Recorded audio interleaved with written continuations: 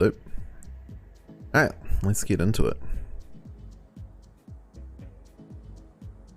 Act 1 Mercenary is now cast strafe. Okay, cool. Stackable items now automatically stack when transferring between inventories. Yeah, that's like one of the biggest things I wanted since Season 1. That is gonna save a lot of time between maps and gonna incentivize picking up even more things like, you know, gems runes, lower runes that you might not normally pick up.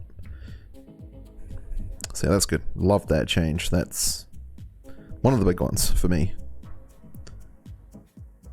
Like 3 mercenaries reworked.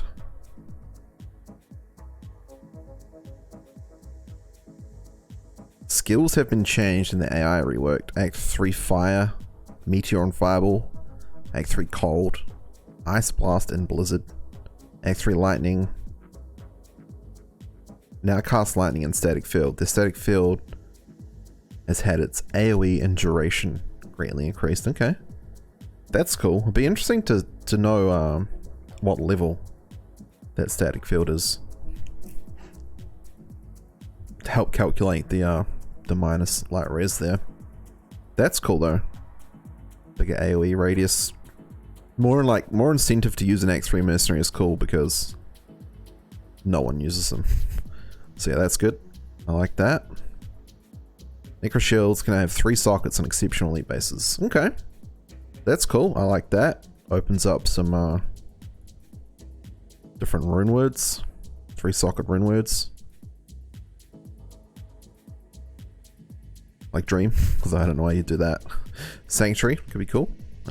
Means that like your homunculus and stuff can now slam 3 sockets, which is cool. I like that too.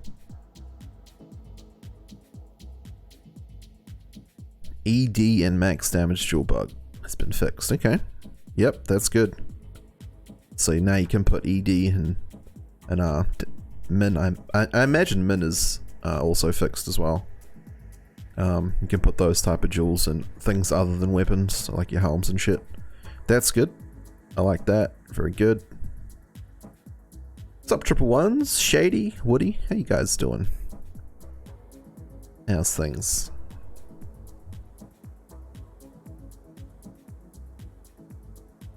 Alright, where were we? Bows now gain 0.5 enhanced damage per dexterity point from 1%. Oh wow, okay. So that's a nerf to bosons. Say like a glass cannon boson, you're gonna have like upwards of like 500 dexterity. Easily 400 plus. So that would be like 200 plus enhanced damage lost. Which is a lot actually. When your bow does like 800 top end damage, that's an extra 1600 damage you're losing. So that is actually, that seems quite significant. That could take you from like, I don't know, 11.5k multi on your boson to 10k. Definitely significant. I'm not sure how I feel about that. I actually don't think boson needed a nerf from season 2. Maybe the single target damage, maybe like a guided arrow nerf. Yes, but I think multi was fine. Yeah. That's based on me leveling a boson to 97 solo mapping. And its clear speeds were pretty good, but they weren't like overpowered in my opinion. So I don't think that seems necessary, but I don't know. Last week of holiday, Shady? Nice, nice. Oh yeah, I've also got a beta key to give away at some point. I have received 2 beta keys. I imagine it was all automated with the level 99s, and because I had 2 99s, I got 2 keys. So that's cool. So we have 1 to give away, which we'll do later on. Alright, where were we? Aegis base block. That's a big buff to the block. So that's interesting. That'll apply to Medusas. You face Jaraxxus, Eridol Lord of the Burning Legion. Yo, what's up, Reaver? Thank you for the raid, man. Appreciate that. Just going over the patch notes here. Hope you had a good stream, by the way. So yeah, Medusa's Gaze, maybe it's more... it still doesn't have block mod on it, but... maybe you can go max block with it. A bit easier now. Ward, same deal, buffed. Big defense increase too, by the way. That's actually significant for like a non-max block even Frost Nova Sorceress. Getting the extra defense on your Medusa's Gaze. That is a big buff on the defense here. That's 80 top end. With the ED on the shield. I think there's ED on Medusa's Gaze. Inferno! Yo, Shady. Coming in with the gifted sub to Reefer drop. Thank you so much, man. Thank you for spreading the flames. Appreciate that, dude. So yeah, that is a big number. That'll help with survivability for non-max block sorceresses. Ward, same deal. It's very sensitive on the scroll wheel. I'll have to scroll down like this. That's fine. Yeah, Ward, same deal. That's going to be a buff. Spirit Ward. Small buff. Yep, that's cool. Less points into dexterity for max block means more life. Attacker takes damage and reflect mechanics now return damage from ranged attacks when blocking or avoiding attack. Is that? Okay. And reflect mechanics now return damage from ranged attacks. And when block. Okay, good. So, Thorns builds can be made as max block with high defense. Very cool. I like that. That is cool. It'd be interesting to see if there are some Thorns type builds going around with the reworks. Seems like there will be. But yeah, that's really cool. I like that. That's good change. Pierce now works at half efficiency below 0% resistance instead of capping at 0. So yeah, that's a huge deal. So your facets become stronger. Minus res becomes stronger. Lower res, conviction, all that shit, static, all becomes more interesting. So that right there is a buff to Cold Sorceress. Straight up, that's the main. That's the first thing that comes to mind is Frost Sorceress is getting a big buff there, which is pretty crazy considering how strong Cold Sorceress is. So yeah, that's interesting. Yep. That's huge. As Pedro will agree. What's up, Pedro? How you doing, man? Gaze had minus requirements nerfed. Yeah, I'm sure we'll get to all that stuff. We're just starting from the top and going through.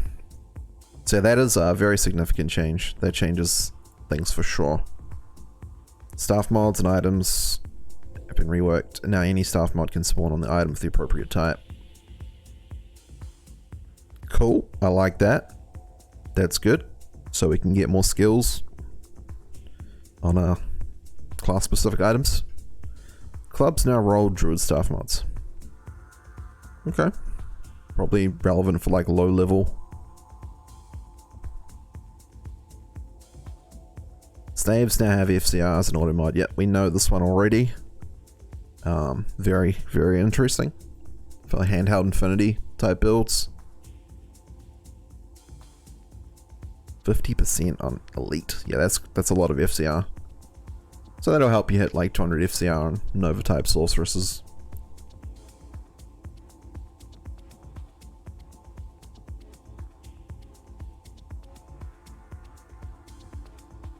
Yeah, we'll get to the class changes in a bit, and we'll tie everything up together.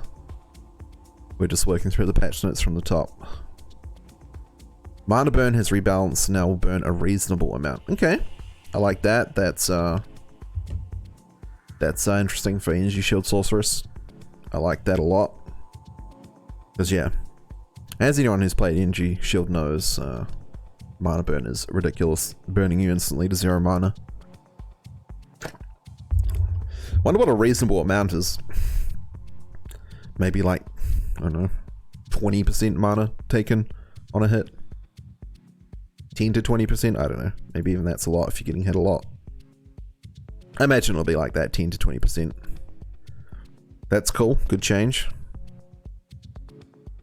Starting weapons for some classes have been changed. All low quality items have melee splash. Cool.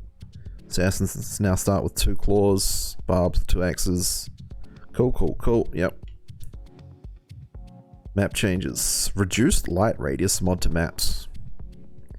That's kind of annoying. I don't like that. How much is the minus light radius? I like being able to see shit, man. I don't like that.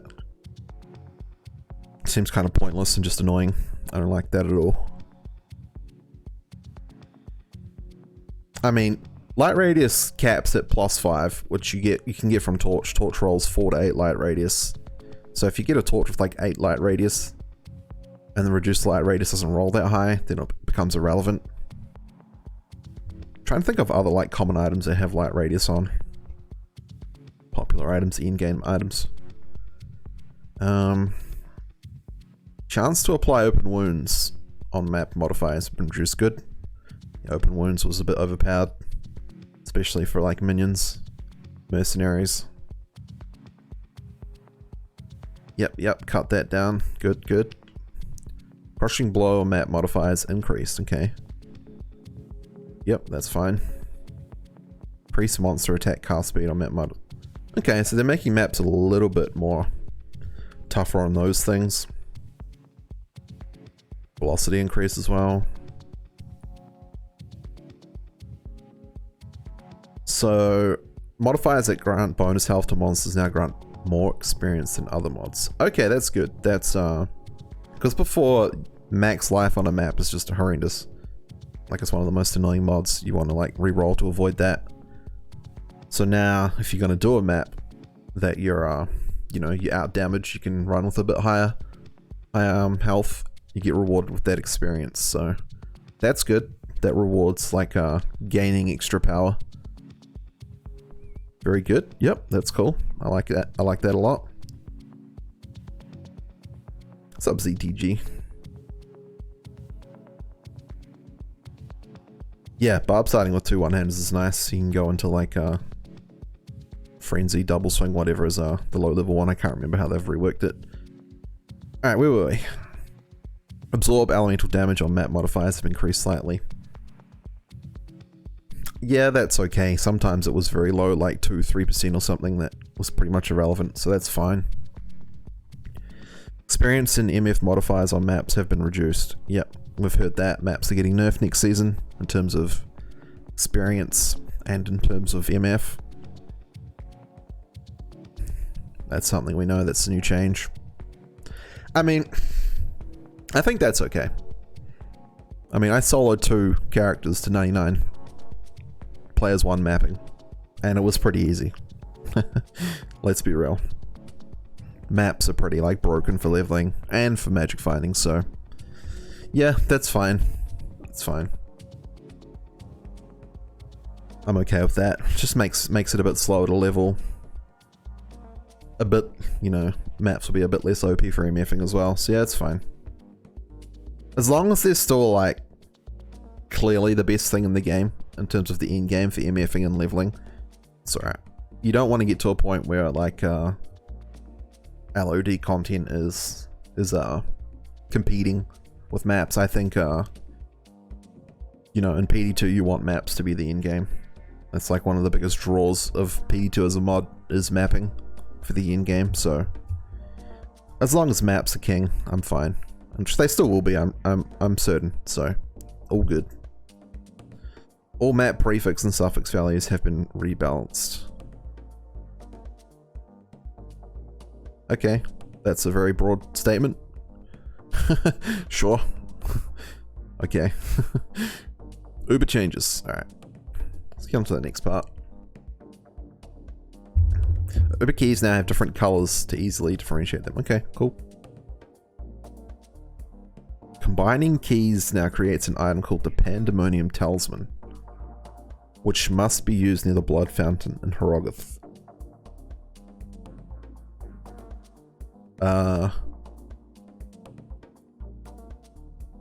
Keys make Uber Trist? That's kind of confusing. Surely that,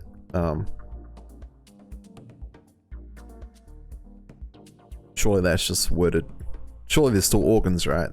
That's just worded kind of confusing. Makes it sound like keys make Trist. I don't know, whatever. Confusing. It's up, Drexless. It's meant to be organs? Alright, yeah, that makes sense. Not keys, yeah. So yeah. Trist now teleports the player inside and creates a portal on death of the last Uber. So yeah, just like declone. So you can't die. Can't die. You can't, yeah. Can't leave the game. Yeah, I'm fine with that. They want to make Ubers a bit harder. I'm fine with that. That's fine by me. Torch is now +2 skills instead of +1. Alright, that's a big buff to everything. Everything has +1 more skills now. So that's just like, yeah, a buff to everything. Cool, I like that. That's fine.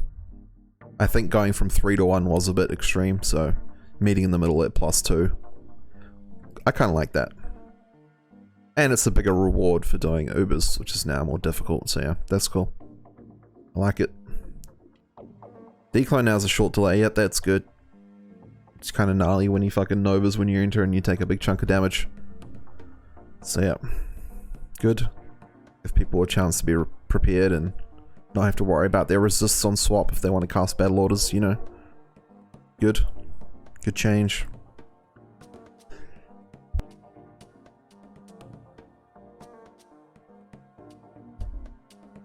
Decline now summons minions.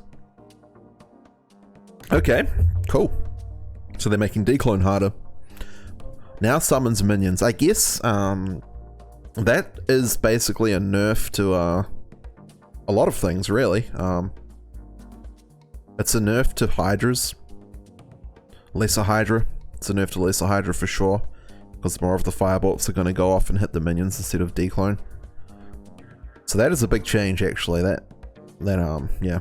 Also, like for Azela, a lot of your attacks are going to hit the minions instead of decline, which makes the fight even harder for that. So for those type of abilities, it's definitely a nerf for sure. Very interesting. So a new decline meta for season 3.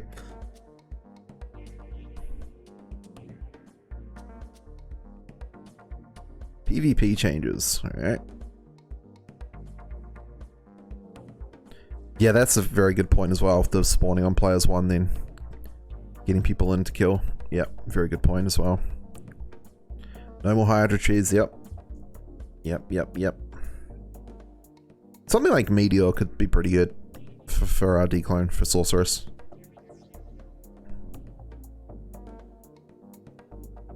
So yeah, I don't think Sorceress will be written off as a decline killer, even like Firewall or something. I'm sure there'll be builds that Sorceress can still do decline as. Slow is now disabled in PvP. Okay. Projectile Pierce is now disabled. Knockback disabled. Smite will still knock back. Take takes damage is disabled. Okay, so they're just doing a little bit of PvP balancing. To be honest, I kind of thought and hoped there would be more more PvP changes for the season. Looks like, okay, will be interesting, more skill. Alright. So it's still a work in progress. That's fine. I mean, yeah, it's a slow process in PvP with PD2. I think they're putting more effort into not PvP. PvE, PvM, whatever you want to call it. So yeah. Not surprised. A little disappointed, but not surprised. Rare changes. Following mods will now spawn on magic and rare items. Okay. So yeah, rares are getting big reworks. More mods. Okay. Let's have a look here. So this will spawn on magic and rare items. More mana, sure. FCR on armor shield. Gloves and belt. That's interesting. Getting FCR on gloves and belt is very interesting. So you can get rare gloves, especially, that can easily be better than Mage Fist's train gloves with the right mods. You get 10 FCR, you get dual res, you get big stats, you get magic find. I would use those. I'd sacrifice 10 FCR from Mage Fist for all the extra stats you could get on like a really good pair of gloves. So that's interesting. Very, very cool, actually. I kind of like that. Belt, yep. Wonder if that, crafting as well, actually. You can, yeah, crafting. You can craft like caster, belt and gloves. So if this is a mod, you can get even more FCR. So yeah, very interesting. See, all this shit, the new mods applies to crafting too. So you got to keep that in mind.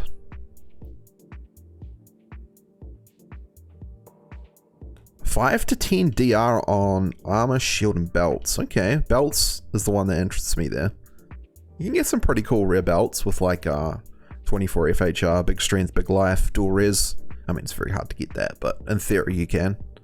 10 DR on top of that would make a pretty awesome belt. So yeah, interesting. Maybe worth looting belts now. Rare belts, kind of cool. Or DR on armors and shields. Or even up to 20. Interesting. Very interesting. Could be interesting for crafting. You could craft some like safety necro heads or something. If you could hit this mod as well. An extra 20 DR on top.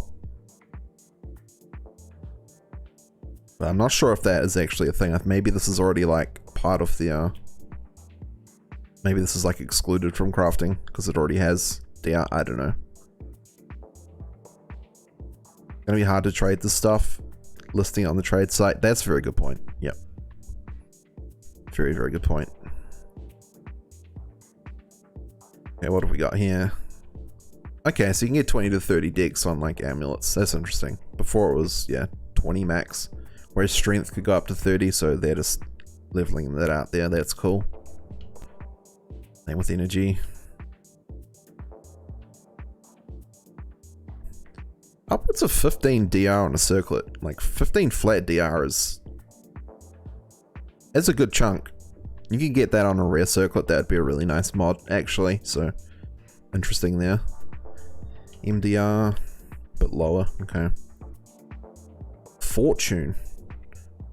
25 MF, up to 25 MF on amulets, boots, circlets, glove, rings? Wow. Okay. Yeah, rings. That's a lot of magic find for one mod. Fortune is a suffix. Previously, I think the suffix gave upwards of 15, I think. So upwards of 25 is insane. That's huge. You can get some crazy rings now. Yeah, that's interesting. I like that. Cool. Replenish life 11 to 15. Yeah, sure, whatever. It's okay. Transportation, interesting. Okay, so it's just a faster unlock mod with slow stamina drain. Not really too relevant. Any way I can think of. Some damage mods here. Nothing really jumps out as me as like being massively relevant.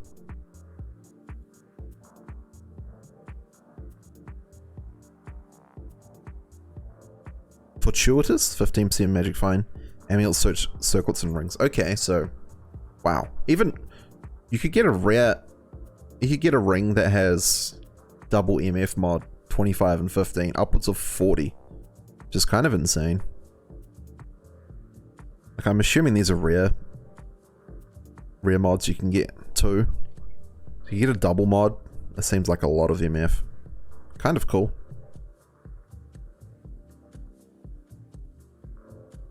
What have we got?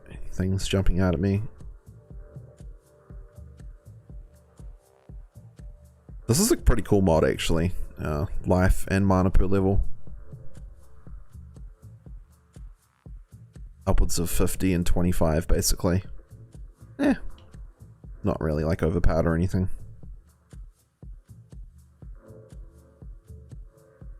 Mana per level on amulets. Okay, that's something different.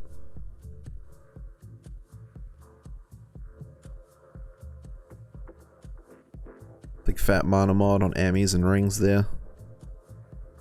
Upwards of 120. Big chunk of mana.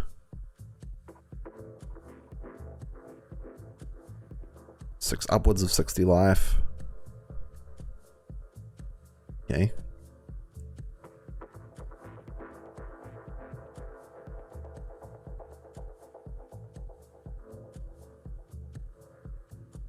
+3 skills to certain things here. Lances. That's for, okay. That's for weapons.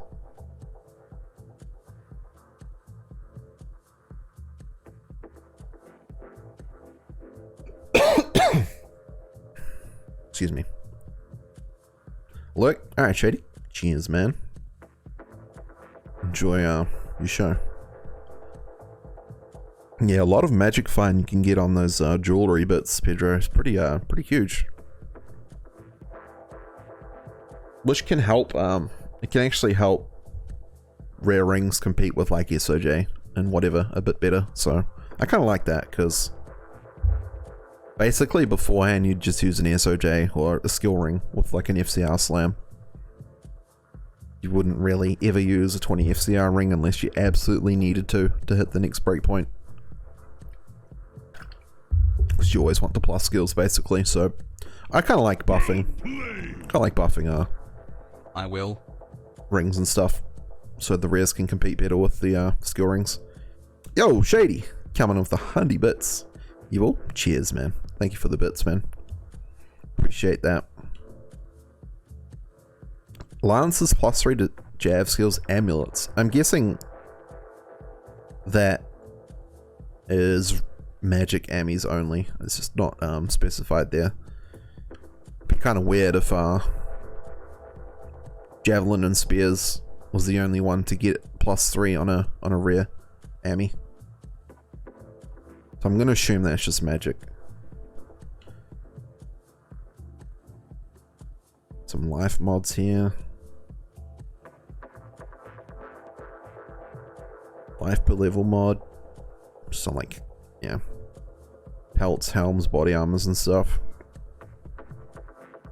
A lot of like big stats are getting put on armors and shields and some helms, which is kind of cool because you almost never use rare shields or body armors. So maybe all these like big fat stats mods, you can get like a lucky roll and hit a really good body armor. It's probably going to be really tough, but in theory you could probably get something that can compete with you know, Shaft Stop, Viper Magi, all those like commonly used armors.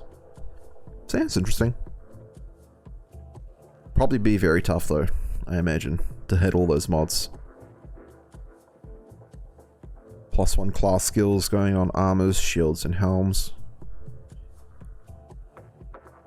Just +1. Well, that's kind of interesting.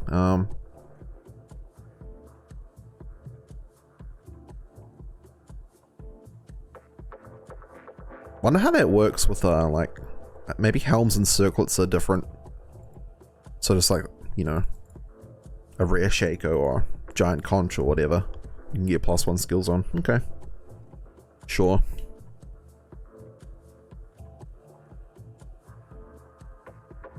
If you ID every rare, you slow down a lot. Yep, that is true.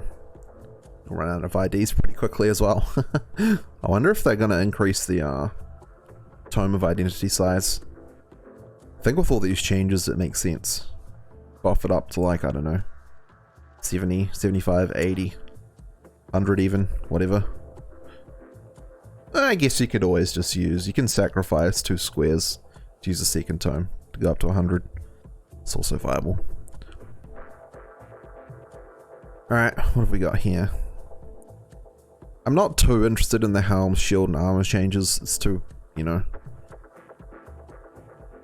kind of yet to see how rares of those are going to play out, like how good they're going to be, so kind of just gonna brush over them. I'm more interested in like the rare changes to like rings, amulets, gloves and belts, things that are already good.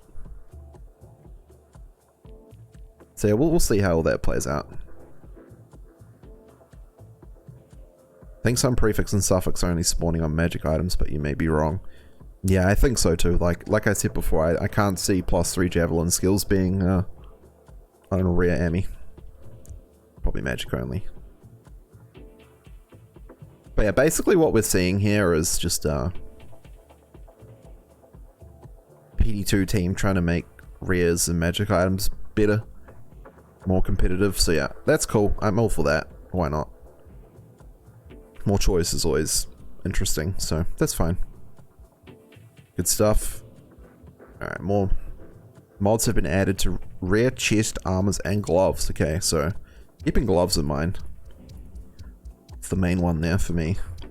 Because yeah, like I said, chests, who knows how they're going to turn out. And how easy it's going to be to find a good rare chest. Okay, so upwards of 120 AR. So these are AR increases. So they can go on gloves, chests, circlets, rings, weapons. Okay. Sure. Following now roll on chest armor. Okay, whatever. Light radius AR, cool. Next. Oh. Okay, 16 to 20 dexterity can come on the rings now. That's interesting. Before you couldn't get more than 15. So now you can get upwards of 20 dexterity on rare rings. And gloves. So yeah, that's circlets too. That's cool. Once again, that's a buff to rare rings, which I'm happy. I like rare rings. Rare rings are like one of my favorite things to find. They're always fun. IDing rare rings, finding good rings, slamming them, so yeah. I'm happy to see that. These type of changes.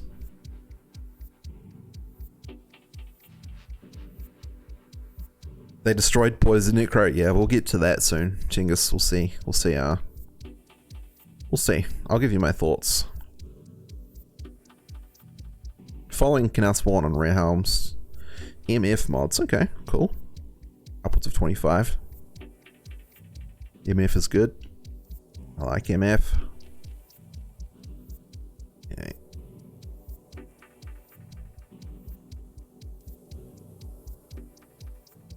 Following will now roll on Amazon specific rare / magic weapons. Faster run walk on Amazon weapons. Okay. Cool.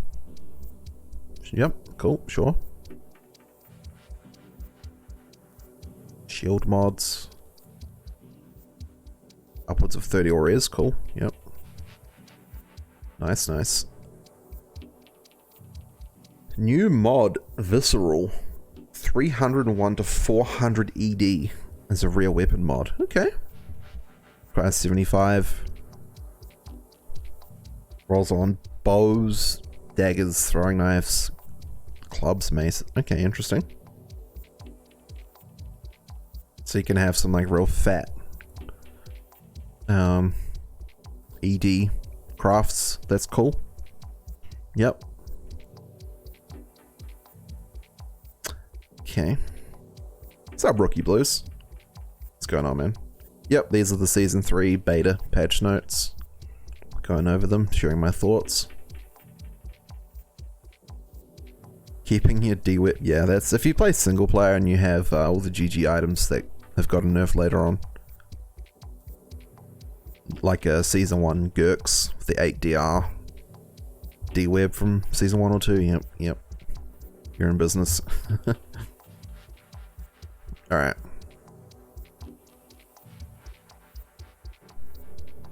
New Deadly Strike open wounds and crushing blow suffixes. Can spawn on all weapons beside caster weapons. Okay.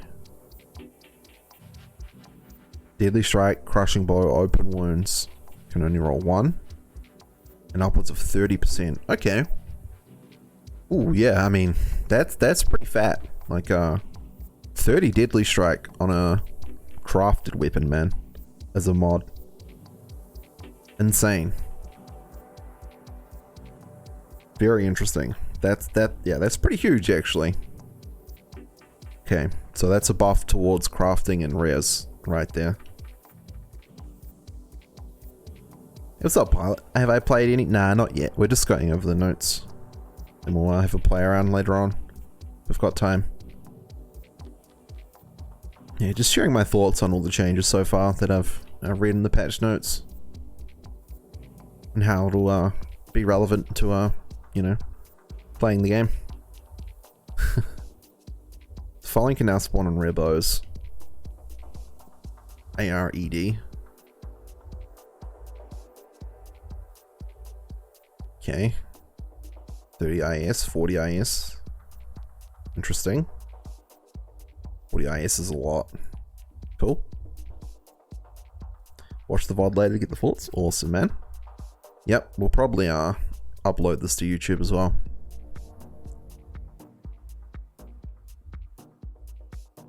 Following have been added to rare jewels.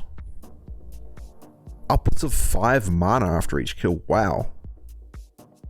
Ooh, 3 life after each kill. We're getting some life after each kill on jewels. Holy shit. That's actually kind of huge. Those are some big numbers there. 3 life, 5 mana. That's interesting.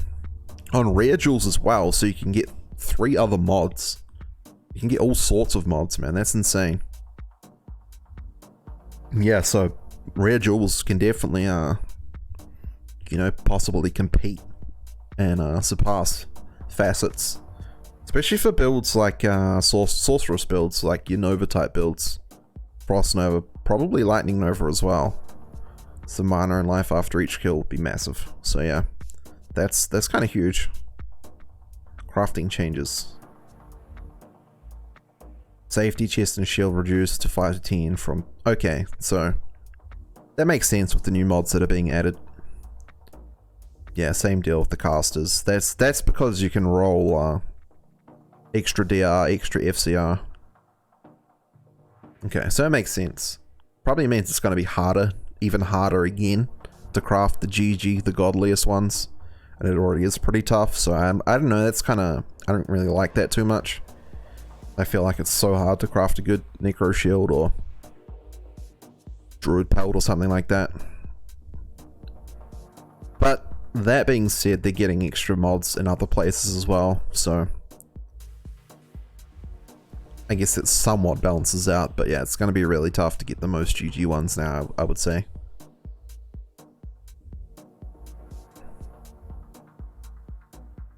So I can actually see some of the best in slot items being crafted things, but there's not going to be that many ones that are so good that are actually better than, like, say, a Necro Shield crafted being better than Homunculus. Like, this is probably only going to be a handful on the server.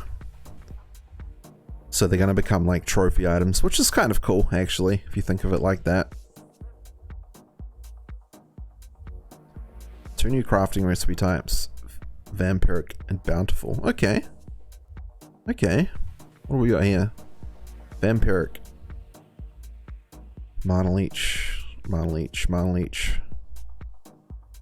It's like it's the Mana Leech type. Mana Leech with life replenish. Okay. Yeah, if you need like a Mana Leech ring or something, it's an option. It's got like curse reduction on the amulet. Don't know if I would craft these unless I was... The only time I could see myself crafting something like this is if I was going for like a curse immune build with COA. So yeah, that's... Maybe we'll have a use there, I guess.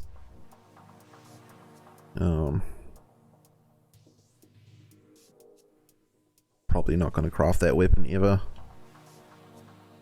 Armor. Probably not going to craft that. Rings. If you need a source of Mana Leech, you could craft one of them in a pinch. Poison length reduction. Yeah, that's fine. If you need Mana Leech, sure. Gloves. 5 to 10 deadly Mana Leech life replenish. It's not bad. Same deal again if you need Mana Leech, that's a pretty good way of getting it. Same with the helm. Okay. Yep, same with all the other slots.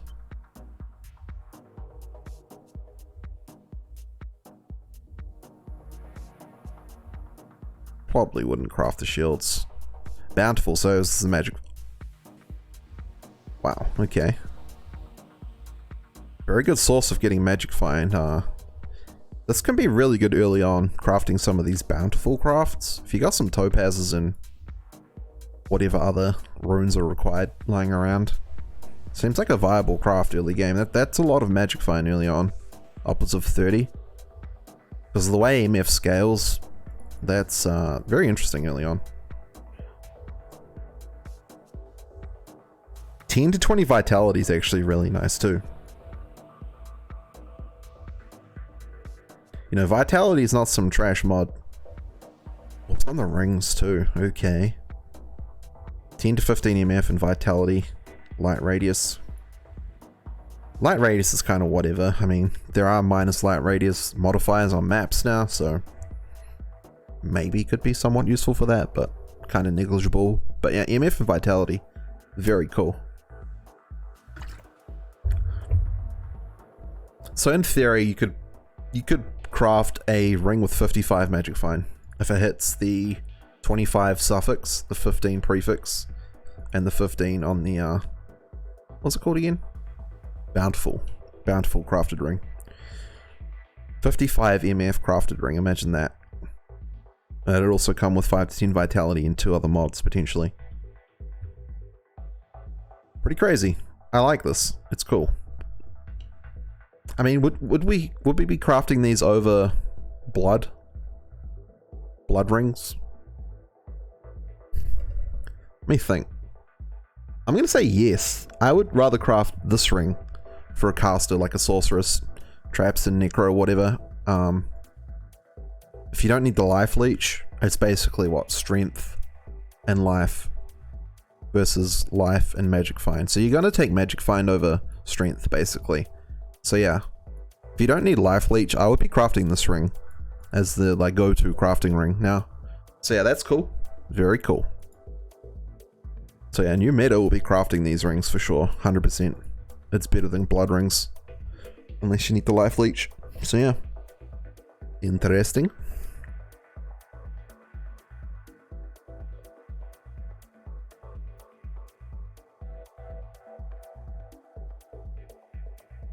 Gloves, ED and MF. Belt, ED and MF as well. Up to 30 MF. That is a big chunk. Don't know if I'd craft it over like a caster belt though. Same with gloves. I don't know if I would craft it over a caster one.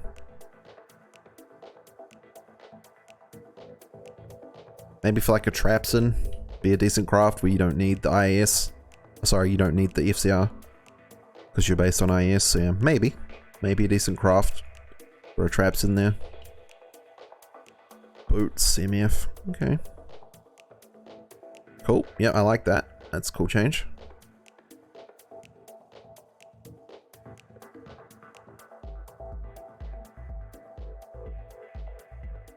Let's keep looking.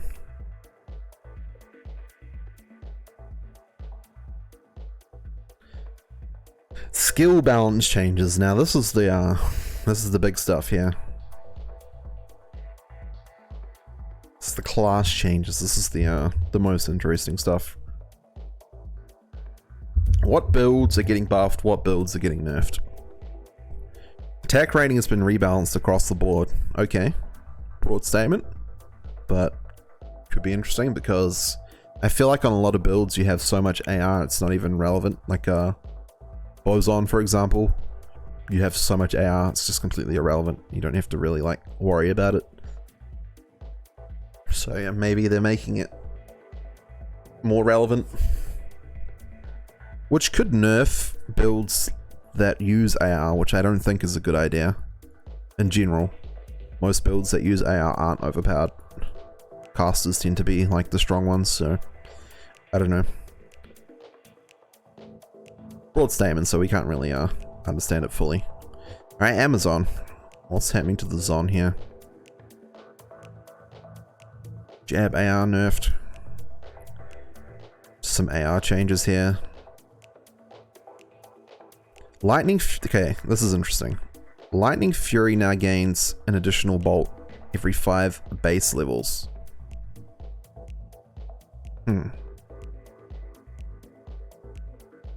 So, 5. You'll get 4 extra bolts. That's good. That is very good. I like Lightning Fury, and I like to see it buffed because, for me, Lightning Fury is one of those builds that are better in LOD, which puts me off playing it in PD2. Because, you know, same deal with like Blizzard. I don't want to play something that's worse than what it is in LOD. Hammerden as well, same deal, you know? So, I want to see those type of builds buffed. So yeah, that's good, good, good. Fury, level 1 to 8 scaling, okay. Lightning Strike, slightly nerfed. Okay, so they want to bring more people away from Lightning Strike and towards Lightning Fury. But yeah, 4 extra bolts is really, really nice. It's a nice change, it's a buff.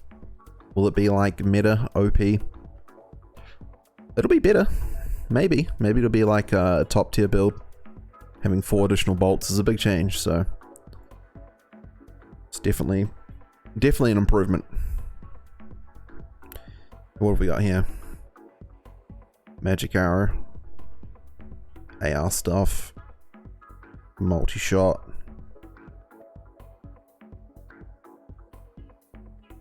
Yeah, that's what I was saying before, like multi-shot Amazon. Didn't have to worry about AR. Looks like they're gonna have to worry about it somewhat now.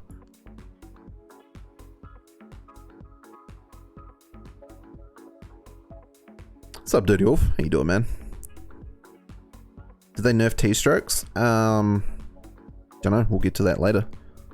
We're at the class changes point now. The item changes, I think, are after this. So yeah, we'll get to all that. Fire arrow, slight buff. Cold arrow, slight buff. Ice arrow projectile speed increased by 50%. Range increase, okay. Nice little buff for ice arrow. Freezing arrow freeze duration reduced. Okay, so it's halved. So the CC is being nerfed a bit there. Yo, Dan Gel. Coming in with the 4 months. Season 3, let's go. Thanks, man. Appreciate that, dude. Yeah, man. It's very exciting, all these changes. I feel like a kid on Christmas Day. Opening up all his presents. This is like my favorite shit right here, is looking at patch notes, man. I love this. I love this stuff, man. So yeah, the CC is being reduced on freezing arrow. Interesting. Maybe fair, I guess. Freezing everything in place, like, permanently, basically, is pretty OP, so. Cool.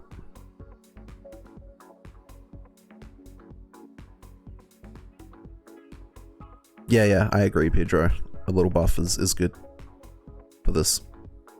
Plague Javelin range increased by roughly 30%. Missile velocity also increased by 25%. Okay.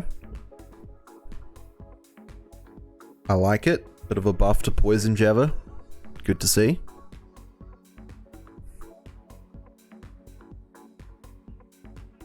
Poison Javelin velocity also increased. Valkyrie's getting a buff. Additional 5 strength per level. A little bit of a damage increase there. Sure. Oh, some strafe changes. What do we got? Projectile speed has been tripled. Projectile hitbox size has been doubled. Some AR changes. Okay. So it's faster and hits better. Hitbox size has been doubled.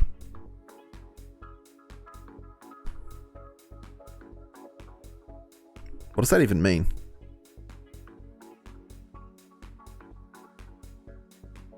Like, I know what it means, but what is the effect of that? Is it gonna like hit more monsters. It's gonna hit monsters easier. I don't know.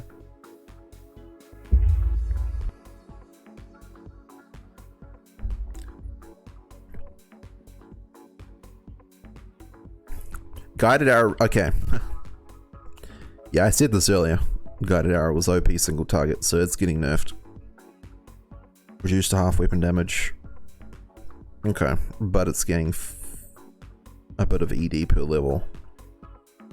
Seems like a big nerf to bows on single target, which I'm fine with. Guided arrow is busted at killing bosses.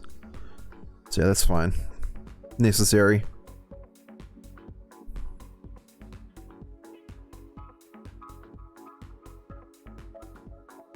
Ah yeah, Act 1 Mercenary now uses strafe, so yeah. They're gonna strafe faster and hit more things, more procs. Yep. Very smart, Pedro, yep. Eat your food up, Denjao. Oh nice, you got day off. You can watch. Cool, man. Yeah man, get amongst it. Chill out. What's up, Demigod? How you doing, man? Makes it kind of feel like multi-shot. Yeah, I mean, strafe is a bit shit in PD2, so I am happy for it to get buffed. I like strafe.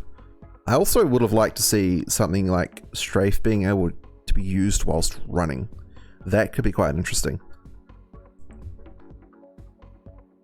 So yeah, very, very cool. Seeing a buff to strafe, it's a fun spell to use, so yep. Okay, what do we have here? Exploding arrow. Small buff, immolation arrow, no cooldown. Explodes on impact. No longer benefits from pierce. Okay. So it's just gonna hit something and then explode. It's not gonna like pierce. Yep, cool. Explosion fire now lasts 2 seconds instead of 4, so they're gonna burn quicker and take the damage over a number of time. So that's actually a buff. Looks like a nerf, but it's actually a buff. Assuming it does the same damage, which I'm sure it does. Fire trail, yep, same deal. And no cooldown. Okay, so immolation arrow. Okay, it makes sense. You like hit something, it explodes, it leaves fire on the ground. It's not gonna like pierce through everything. And okay, cool. Yep, that's fine. Just changes the spell a bit, but yeah, that's cool. Yeah, strafe while running would be cool. Maybe a bit overpowered, but would be fun. Brand got buffed. Oh, nice. Yeah, we'll get to that soon. Yeah, that's a big buff for it. Alright, assassin time. So yeah, there's the Amazon. The one thing that I'm excited for is Lightning Fury. Lightning Fury being better is good. I like it. It should be good. It's one of the, like, you know, iconic moves from LOD, so it's good. I think your classic builds from LOD that are strong should also be strong. Gives it more of like a D2 game feel to me, so yeah, that's exciting. And yeah, it looks like Boson is getting nerfed, which I said before I don't think is right. I don't think it needs to be nerfed other than the single target damage of guided arrow. I think multi was fine. It wasn't clearing maps anywhere near as fast as like Assassin or Poison Neck or anything like that. It was good, but I don't think it was broken. I don't think it needs a nerf. And yeah, and the dexterity change, yeah, that's a massive nerf. As I said before, it's going to be like, you're going to lose like 1,500 roughly multi damage if you're doing around 10k, which is a lot.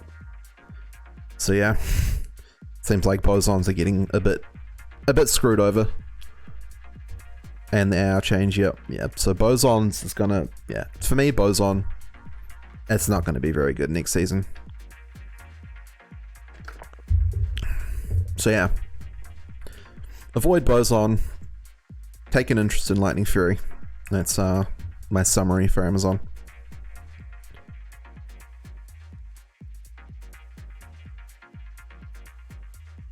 Assassin, alright, what have we got here? Tiger Strike, AR nerf, sure.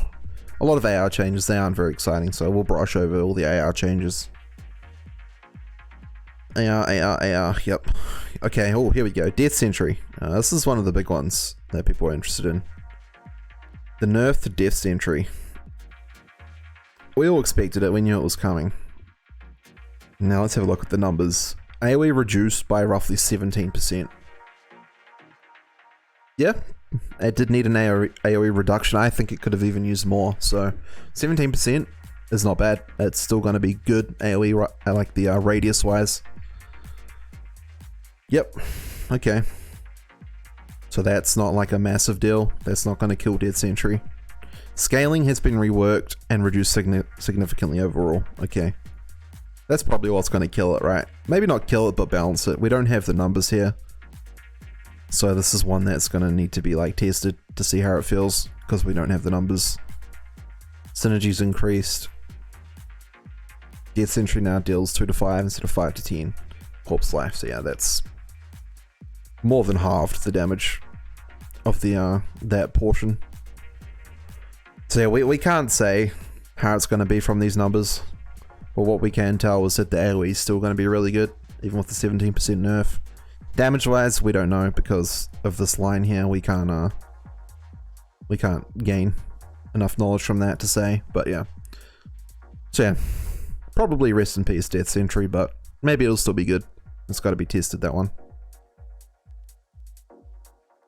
What's up, Bakey? Have we gone through Sorceress yet? Not yet, man. We'll get to that.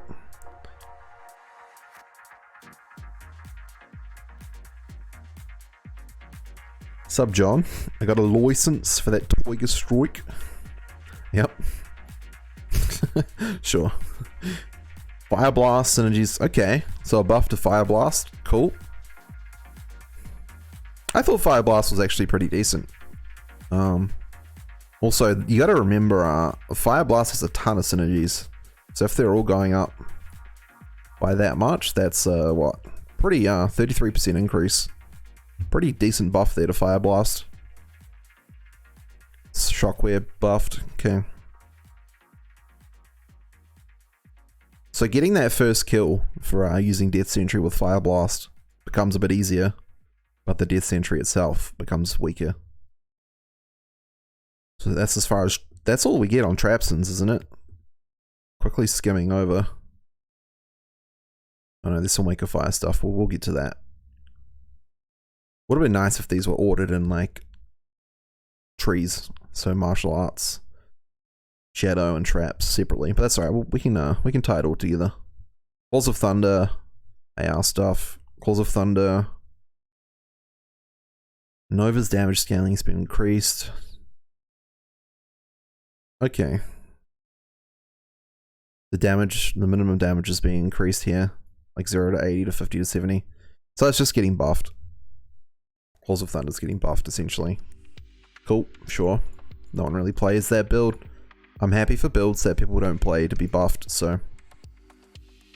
to promote more like build diversity, so any time I'm seeing something that isn't being used getting buffed, I'm pretty much going to be happy with it.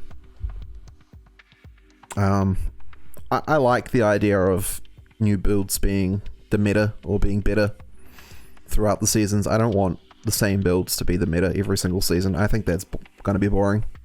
So yeah, anytime something that isn't used gets a buff, I'm all for it. So yeah, cool. Balls of Thunder getting buffed, sure. Will it be good? Probably not, but good to see it's getting buffed. What's up, Hybo? How you doing, man? Yeah, all is well. All is great, man. Like a kid on Christmas Day looking at these patch notes.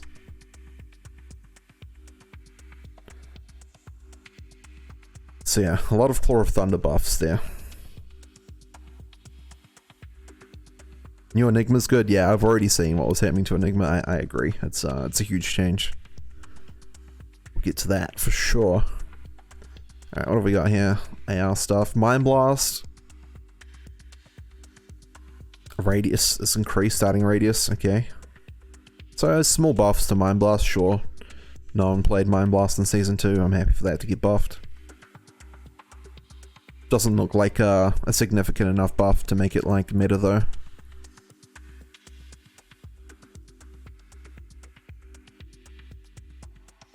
Alright, Wake of Fire stuff. What have we got here? Wake of Fire's 2 range per level removed. Base range increased. Okay, so it's an overall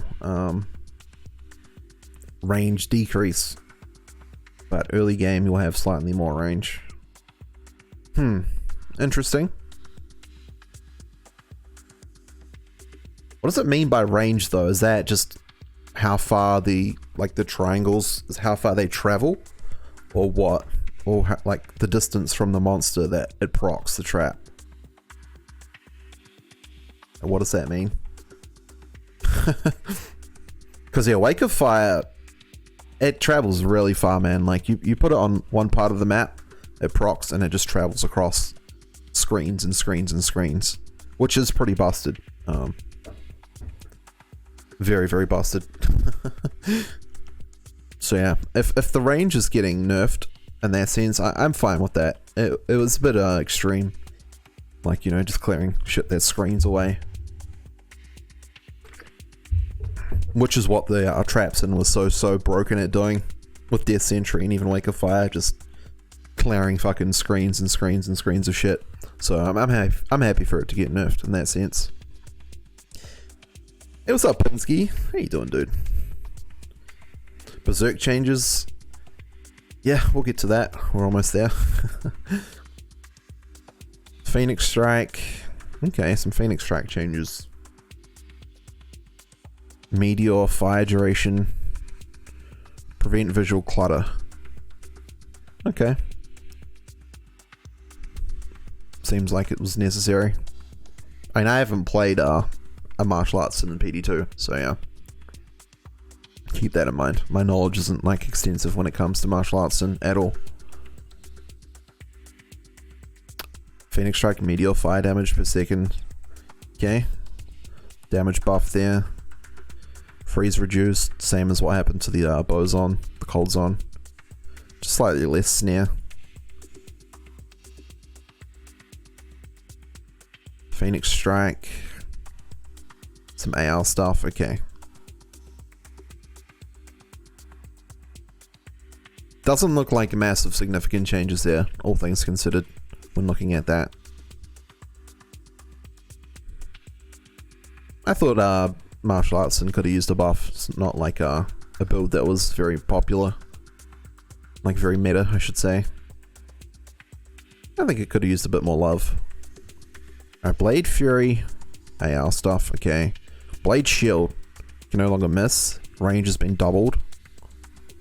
Delay between it. Okay, so big Blade Shield buffs. Interesting. No, like, damage buff, though. Which is kind of surprising. I was kind of hoping for, like, a damage buff on Blade Shield.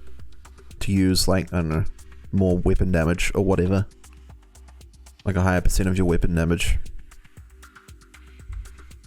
But there are improvements to Blade Shield, because I've been theory crafting a build basically since season 1, where you use like an Earth Stone Crusher, you use Blade Shield and Fire Blast, and you just teleport on top of mobs. Between the Fire Blast and the Blade Shield, you get that first kill really quickly to enter into your Death Sentry cycle, but I don't think it's going to materialize this season with the Death Sentry nerf, and Blade Shield did get a buff, but it doesn't seem like a massive damage buff, so yeah. Uses weapon durability. Yep, it does. You lose a socket from using a Zod. Basically. Alright, that's Sin. So, I think, from looking at this, it didn't look like martial arts got much love. Apart from Claws of Thunder, maybe. Mind Blast, tiny increase. What else have we got?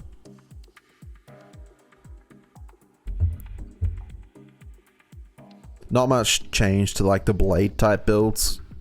Blade Fury is basically unchanged. Blade Sentinel, nothing on it at all. Blade Shield buffed, that's cool. Yep.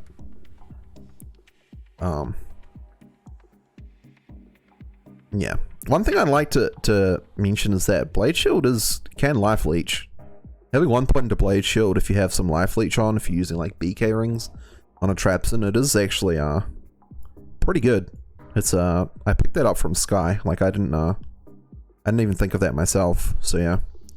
Blade Shield has got its uses even on like a 1-point wonder Trapson build, so that is something for the Trapson. If you want to rock some Blade Shield and get some leech going, it's gonna be better.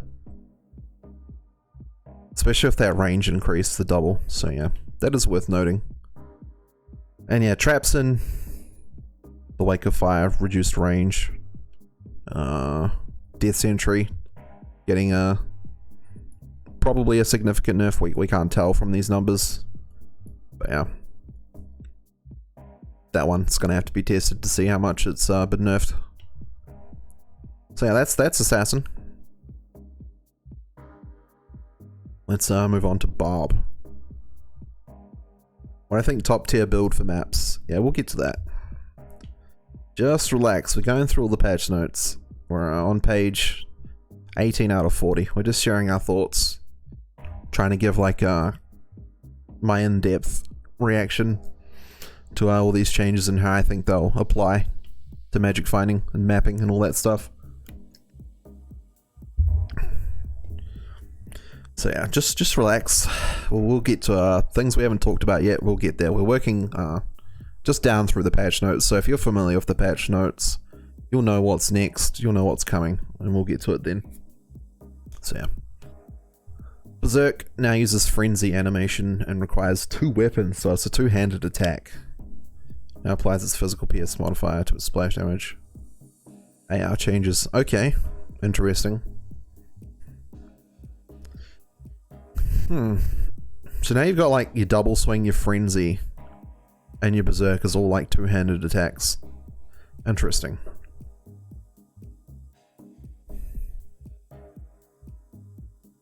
Don't know how I feel about that. Like, is there still like a good 1-handed attack? Is it just concentrate? Leap attack I do, I guess, but yeah, I don't know. That's interesting. Double swing. Enhanced damage per level. It's now at level 1 skill. Okay. Swap places with where Frenzy previously was. Remember, I haven't played Barb at all in PD2 yet. It's the only class I haven't played at all. So, I am somewhat familiar with the changes that have been made to the PD2 Barb, but yeah. My knowledge is somewhat limited on Barb. Sorry, pilot.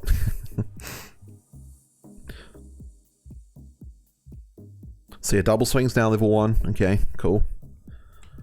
And you start off with 2 weapons on the Barb, so you can get straight into the action there, the 2-handed attacks.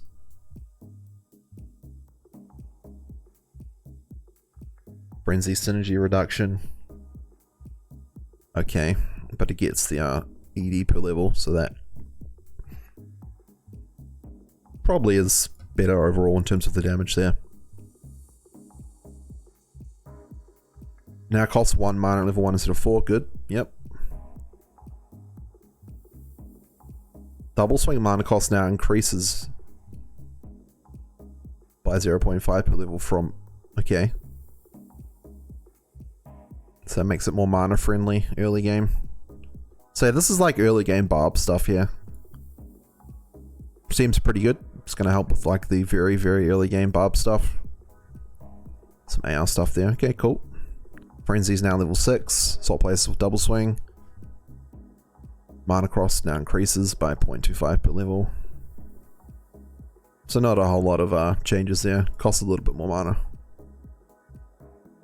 And yeah, I'm just I'm not really talking about the AR changes because there's big AR changes overall. It's like one of the first things that's said on these patch notes, so there's no point like really talking about all these individual AR changes. Your attacks will land at a good amount, so a good rate. So we don't have to really worry about the AR stuff. Concentrate based attack rating. Okay, attack rating stuff. No changes there. Leap AoE attack. Leap attack AoE increased by roughly 16%. Okay. Leap attack now starts at maximum leap speed. Leap attack no longer gains leap speed per level. Okay, so it's better early game. Now leech is at half efficiency. Okay, so leech is better. So yeah, with that new barb helm as well and the gorefoots, you can leap around pretty quickly. I don't know if you guys have seen that clip of the barb leaping around with leap attack with the new unique, the barb helm. It's pretty fast, man. This is something I wouldn't mind testing as well, as a leap attack barb, because the mobility you have is actually quite insane. It's actually really fast. And if the damage is any decent, you could clear shit pretty quickly. Because you're very, very mobile. This is definitely one of the things that I think are worth testing on the beta, is a leap attack barb. See what the damage is like, because yeah, the mobility is going to be insane.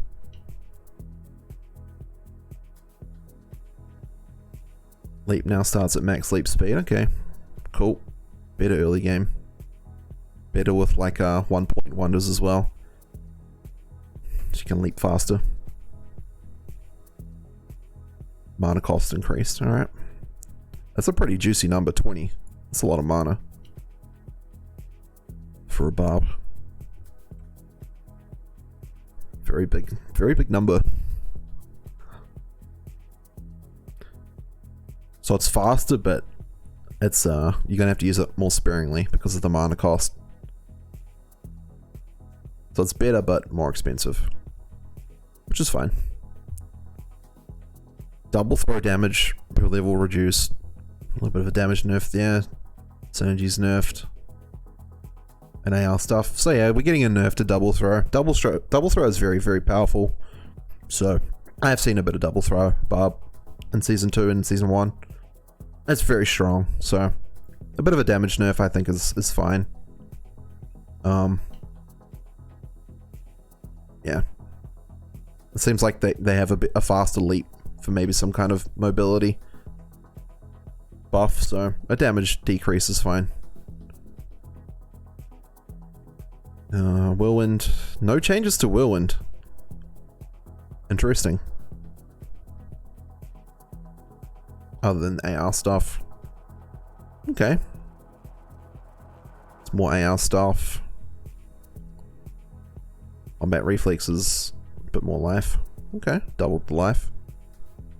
Interesting. Brim Ward can now be cast at range instead of melee. And the aura range increased. Okay, that's cool. That's nice for like team play as well. If you have like a barb in the party, having that as the barb is gonna make your life a lot easier. I like it.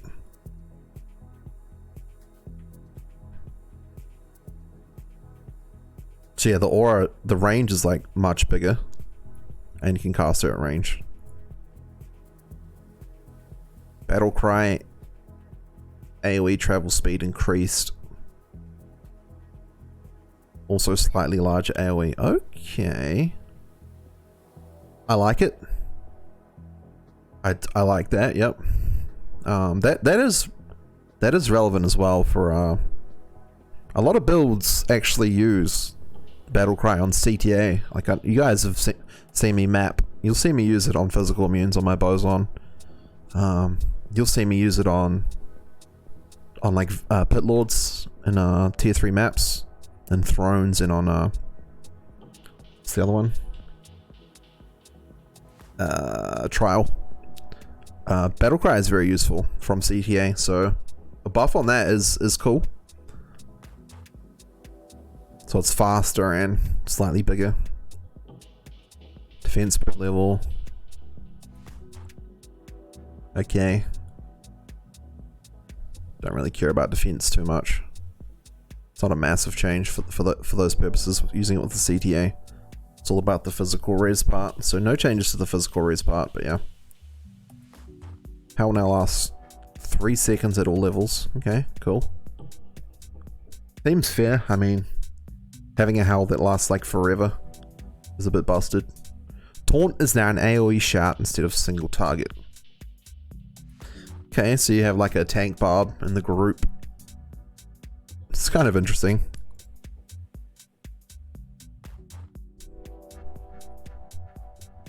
Good for like group play for sure, and for like pulling in extra monsters at range. That could have some interesting interactions. I can't like think of any off the top of my head, but yeah, that could be interesting. Like pulling more ghosts off the abyss on like Arcane Sanctuary or Arcane Sanctuary maps, that type of thing. Taunt's currently broken. Use it and crash your map. Oh. Yeah, that would get fixed. What build will I play in season 3? Not sure yet. We still gotta test this stuff. We're just theory crafting at the moment. So yeah, that's the barb. So yeah, the one that interests me the most into like wanting to see how it performs is leap attack, actually. If it does enough damage with its insane mobility, that could be a good build, potentially, if the damage is good. So yeah. Otherwise, it doesn't look like much changes. Whirlwind, same. Doesn't seem like much change like Frenzy. Wouldn't have mind seeing Frenzy be buffed. Bit of a damage increase, or like, I don't know. A little bit of a speed increase could have been cool.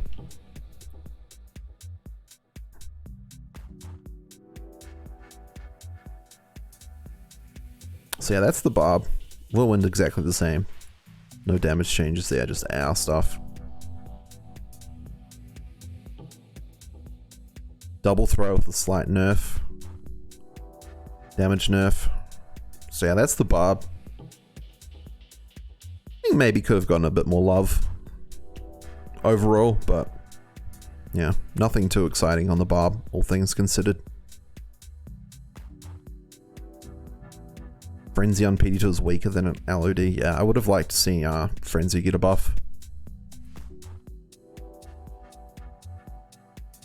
Alright, Necromancer. Now this is interesting. Necromancer is a class that I am very, very familiar with. And love to play. So yeah, my insight on the Necromancer will be a bit better than what it was on the barb. Alright. Blood Warp, health change to recover over 5 seconds instead of 3. Now drains 10% of the Necro's health instead of 8%. Okay, so they're nerfing Blood Warp a little bit. Okay, so I figured Blood Warp was going to get a nerf because I don't think they want to promote the zoomy playstyle that you guys will have seen. The Poison Necro last season, very zoomy, zips around the map really quickly at very little penalty because of like life after each kill. So yeah, Blood Warp, that's a change to design, a change designed to slow you down a bit, which is fine. It makes sense. Necro is a bit fast, so Blood Warp could have used a bit of a nerf, so I'm fine with that. So they're basically like, yeah, undoing some of the buffs they got last season. It makes sense, it doesn't surprise me. Like, yes, Necro is going to be nerfed, but you gotta remember just how overpowered it was in Season 2. Like, clearing, like, we were doing what? Like, Thrones in 7.5 minutes? River of Blood in under 5 minutes? So, you gotta keep that in mind. Necro was very, very busted. Season 2. Poison Nova. Okay. Okay. Yeah, damage nerf to Poison Nova. It doesn't surprise me.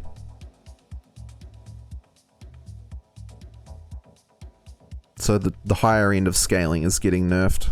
So it doesn't scale quite as well. 22 to 18 is quite a big change there. From level 28 plus. Especially when you have like level 48 Poison Nova. That's 20 levels that are getting nerfed on the damage there, so yeah, that is going to hurt the damage of Poison Nova, but it'll still be pretty good, I imagine. Not enough to, that doesn't look like enough to kill Poison Nova. It's still probably going to be pretty good. So yeah, I'm not too concerned about these nerfs. It's still going to be good based on what we've seen so far. But spoiler alert, D-Web is getting a big nerf. I know D-Web's getting a big nerf. I've already skimmed over these patch notes. So yeah. Like, this ties in very closely with the D-Web nerf. And Bramble too, yep. 44 skill poisoner is doing 22k damage. Okay. Yep. 22k is still strong, man. Like, you're still gonna one-shot mostly everything, so yeah.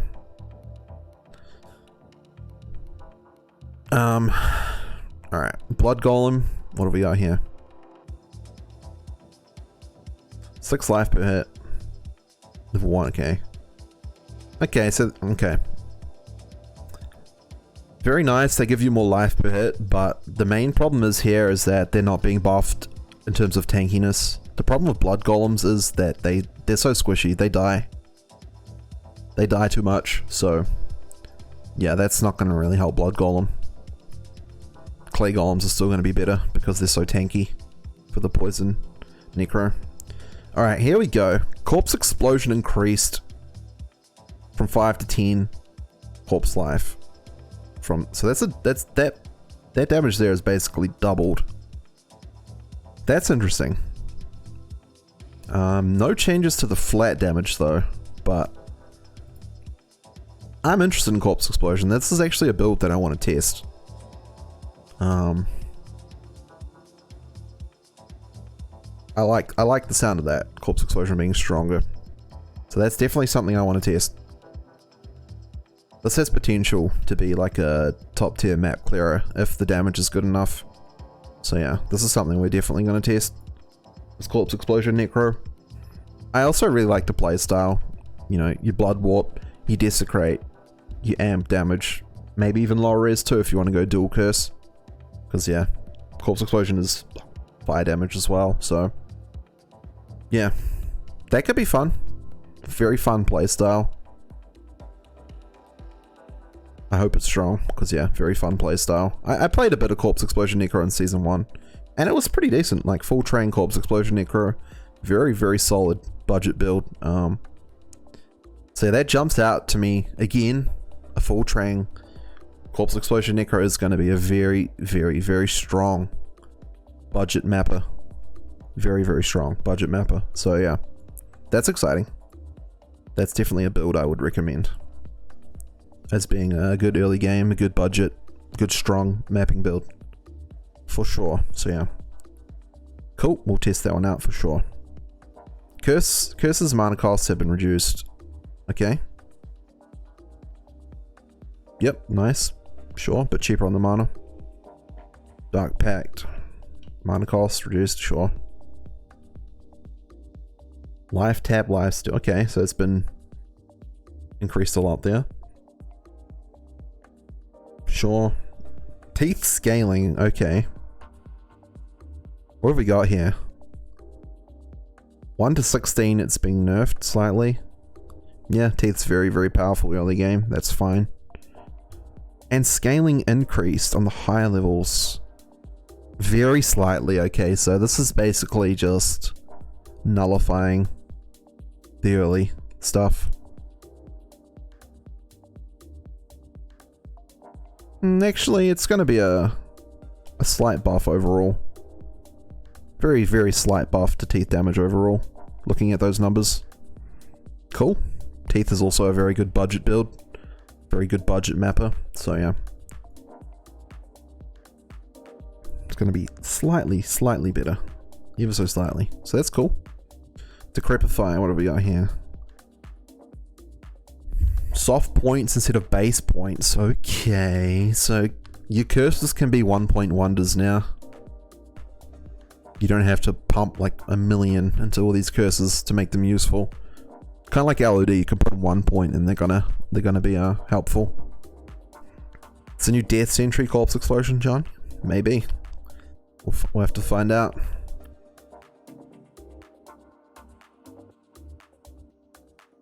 Okay. Curse, confused. What have we got here?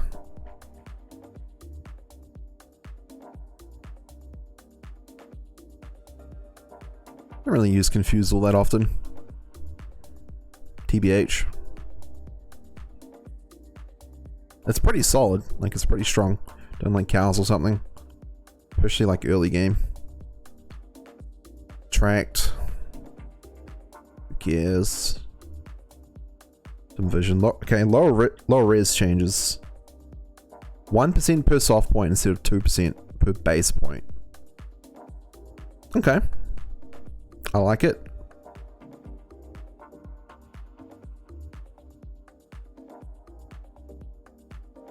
So say if you've got like,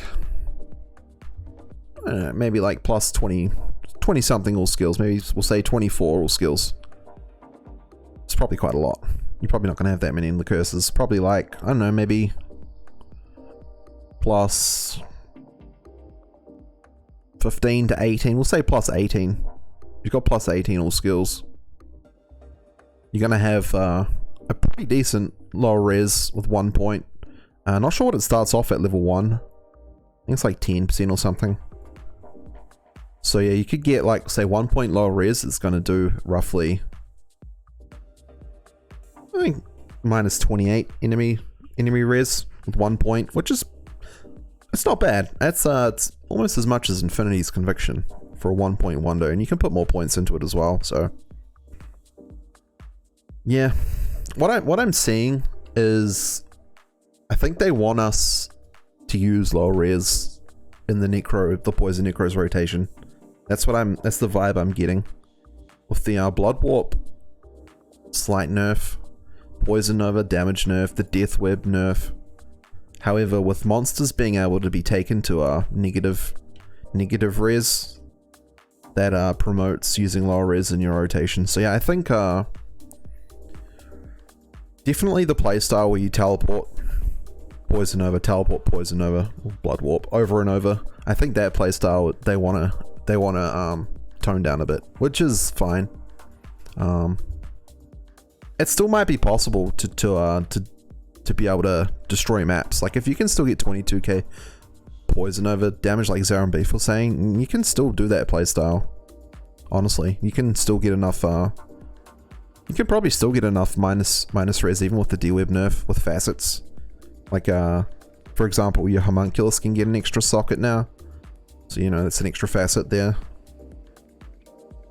I don't think Poison is, like, dead. I think it's still going to be pretty good. That's my feeling. I think it's still going to be pretty good. I think it's still going to be, like, a top tier build. It's not going to be, like, busted like Season 2, but I think it's still going to be a really good build. I wouldn't be put off of playing Poison from these changes. But yeah, they're going to slow the build down if they want you to use lower res, which is fine. I mean, PD2 is not really all about that zoomy playstyle like LOD is, teleporting around fast, killing stuff, moving around quickly. They want it to be a bit slower paced. Alright, what have we got? Amp damage, same deal, 1% per soft point. But yeah, there are caps on these, but I don't think that's going to be too relevant if you're putting in a small amount of points. Very interesting. Cool. Alright. So yeah, better 1 point wonders, basically, curses are going to be now. But not like, not as overpowered as LOD, where you have 1 point in amp and you can cover the whole screen. 1 point in lower res, similar deal. Like, it's still going to be beneficial to put points into them, but they're going to be better as 1 point wonders. So yeah, that's the Necro. Nothing at all on summons. Literally just the Blood Golem getting slightly more life per hit. So yeah, summons. I think summons probably could have used a buff. It's a bit of a shame to see it get zero love at all on the skill changes, but I know some of the Necro wands are getting buffed, the summon wands, like Garen Shard and Arm of King Leoric. So that kind of makes up for it somewhat. Yeah, so Poison, definitely nerfed, but probably still going to be pretty good. That's my feeling. Curses, better with 1 point wonders. So yeah, that's Necro. About what I expected, really. Alright, Paladin. What do we got? Redemption aura now grants additional life. Okay. So it's a buff. A buff to Phoenix as well. Getting that extra life. Yeah, I'm fine with that. I think they nerfed it too much to begin with. So yeah, that's cool. I'm glad to see that. Some AR stuff here. Holy freeze scaling. Okay.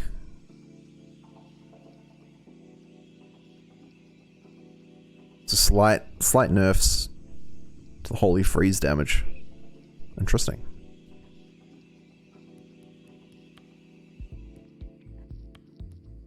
I don't think that's necessary. I don't think like holy freeze zealers were too overpowered. Blessed hammer missile speed is increased by roughly. So faster hammers, 35% faster hammers. Yeah, I think that was unnecessary, the holy freeze nerf.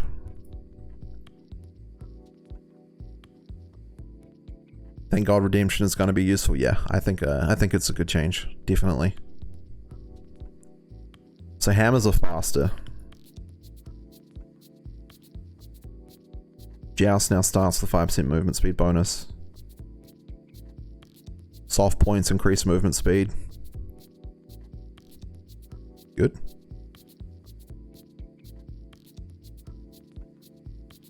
Cooldown reduced from base points. Okay. Sure. Starting cooldown. So it's always 3. You can get it down to 1.5 if you have 15 hard points in it. Alright. Fine. Targeting similar to Fist of Heavens. Okay, so it's more auto-aimy. That could be kind of annoying. Could be good in some situations, but kind of annoying in others. You'll probably learn how to play around that. Alright, what else have we got here? Conversion. Whatever. Slight increase to meditation right after each kill. Okay. Thorns reworked now does flat damage. Thorns now has might and defiance synergies. Okay, so they're gonna be making like a Thorns type build viable with attacker takes damage. That's one that's gonna need to be tested, like a Thorns build, for sure. Alright, what else have we got? Blessed aim, attack rating changes, cleansing.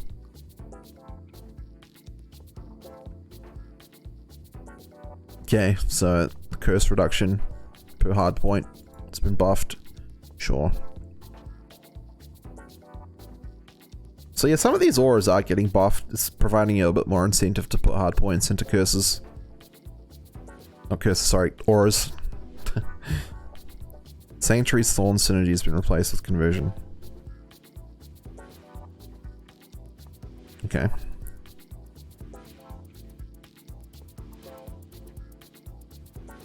Holy Shield level 1 duration increased to 2 minutes from 30 seconds. Holy Shield duration per level reduced from 25 to 10. Okay. Overall, that's a nerf, but better for early levels.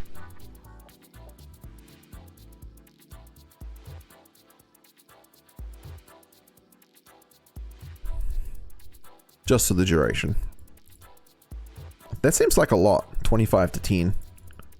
I don't really like that. I kind of liked how when you buff yourself it lasts like, you know, the duration of a map. You don't really want your Holy Shield running out mid-map, so yeah, I don't really like that change. I think that's bad. Or not really bad, just inconvenient. I'll say it's inconvenient. Vengeance has been reworked completely. Now creates an AoE effect on attack that deals flat elemental damage of each type, as well as any additional elemental damage from your gear. Okay. So the thing with Vengeance, what's going to make or break this is how big the AoE radius is. If it's like melee splash damage, it's going to be shit, basically. If the range is bigger, it could be good. It's all going to depend on that the range. But yeah, if the range is big, definitely has potential. So yeah. But I think my feeling is that the damage could be quite good. If you have the right gear set up, you could do quite a lot of elemental damage. Fists of the Heavens changes. Interesting. I'm glad to see this. Let's see what it is. Damage scaling has been completely reworked to increase its early game. Okay. Cool. Synergies increased from 5% to 12%. And the lightning synergies. Magic damage is slightly reduced. Now it has Holy Nova as a magic damage synergy at 12%. Holy Bolt range has been reduced by 50%.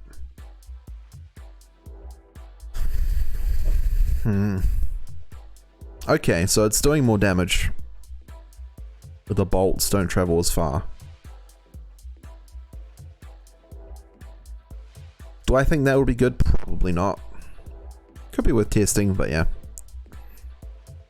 Reverted back to locking on enemies, but with reduced AoE to make it less clunky. Okay, so it's like a targeting thing. Sure. Hey, what's up, Hob? Patch notes? Yeah, interesting, man. There's a lot of changes. A lot of changes. It's very, overwhelming almost. Alright, let's have a look. What are we looking at now? We're looking at Holy Bolt. Healing per level reduced. Prayer synergy reduced slightly. Synergies reduced slightly. Scaling increased slightly. Ooh. Looks like Holy Bolt will be stronger in game. Looking at these numbers, that's a big jump. Very big jump. So yeah, looks like Holy Bolt will be a little bit more stronger in game. A little bit weaker early game. Probably about the same actually, early game. Yeah, about the same. But stronger, slightly stronger in game. Holy Light can only target allies. Lock on targeting mechanic. Heals increased. No longer has Holy Nova as a 5 health per level heal synergy. Okay.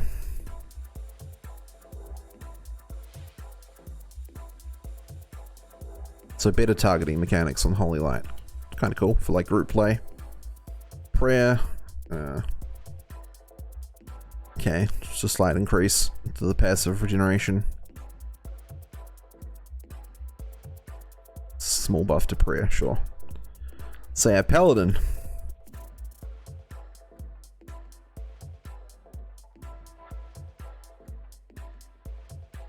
The big thing to Paladin, the thing that I'm quite interested in is this one here, Hammers being faster.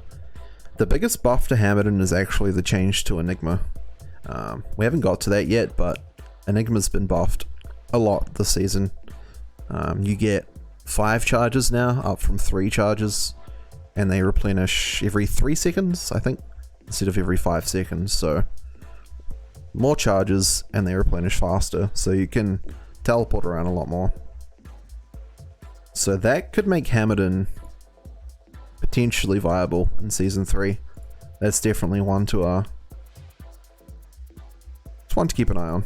It's worth testing, I think. And yeah, Vengeance is going to depend entirely, I think, on how big the AoE is. If it's big, it could be strong. If it's small, like Melee Splash type small, it's going to be trash. So yeah. That's my main takeaways from Pally. Alright, next class. Sorceress, alright. The old Sorceress. That's a big one. Meteor Explosion AoE increased by 33%. Damage scaling has been reworked to deal more physical and less fire. Less total damage but more hybrid damage. Okay. I like the bigger AoE radius. I think no one really played Meteor too much. Even though it was kind of solid. No one really played it. So it's nice to see it getting an AoE increase. And that's kind of interesting too, the more hybrid-y damage, if it's dealing more physical, could be incentive to get some source of amp damage perhaps. But I see it's probably going to be tough for the Mercenary. You're probably not going to replace Infinity with Reaper's Toll, basically. But yeah, early game, if you can find like a Reaper's Toll, it's going to help Meteor, so yeah. Hydra, synergy's nerfed, scaling nerfed. Okay, pretty decent lesser Hydra nerfs there. Even the duration is reduced, so that's a nerf to declone killers with Hydra, basically.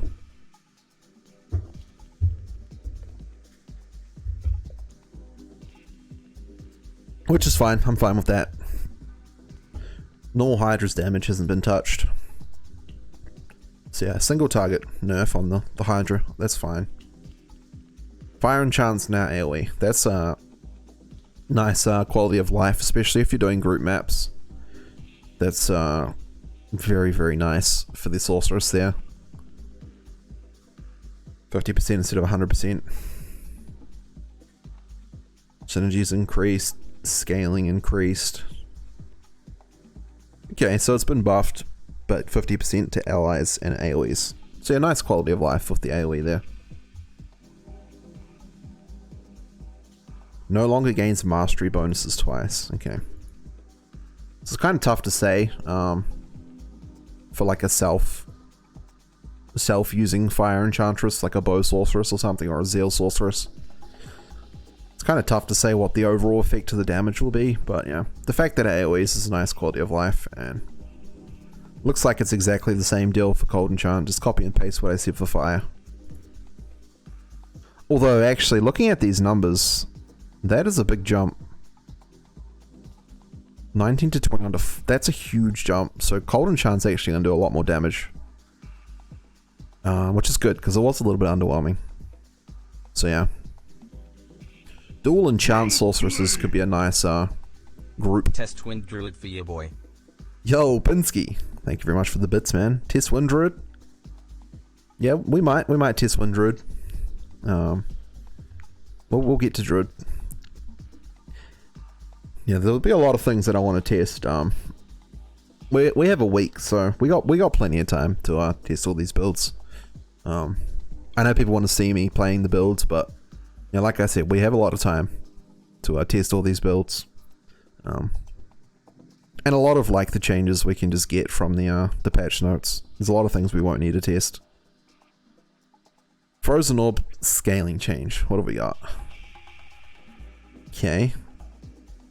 Big nerfs early game there. Big changes. 11 to 12 to 3 to 5 is a big change early game.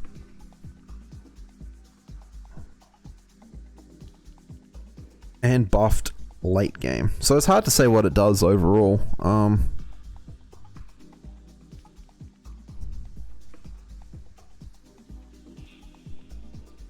It's probably going to be pretty similar overall damage in game. But yeah, it's just nerfed early game. Which is interesting because Frozen Orb is very, very, very strong early game. It was my favorite early game build for like the first few days of the season. Pre-mapping, it was amazing. In Season 2, it's what I played. I farmed Mephisto and Chaos Sanctuary a lot with Frozen Orb, so I can see why it's getting nerfed early game, because it was just so strong. So I'm okay with that. Thunderstorm AoE increased by 300%. That's a big number.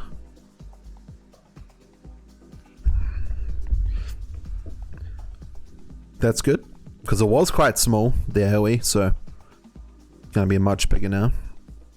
Lightning Synergy changed to Charge Bolt. Okay, that's good.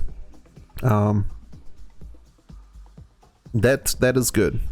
So that's because Charge Bolt's a synergy for Nova, so they're sharing synergies. So your Thunderstorm's going to be stronger for a Nova Sorceress build. So that's good. Synergies reduced 5%, 4%. Okay. So a slight nerf on the synergies, but the scaling has been increased by a decent amount too. So a decent amount, nothing crazy, but yeah, small damage increase. The Thunderstorm overall, I imagine, looking at these numbers. The thing with Thunderstorm though is that it doesn't proc often enough to make it like super powerful, so they're still going to suffer from that.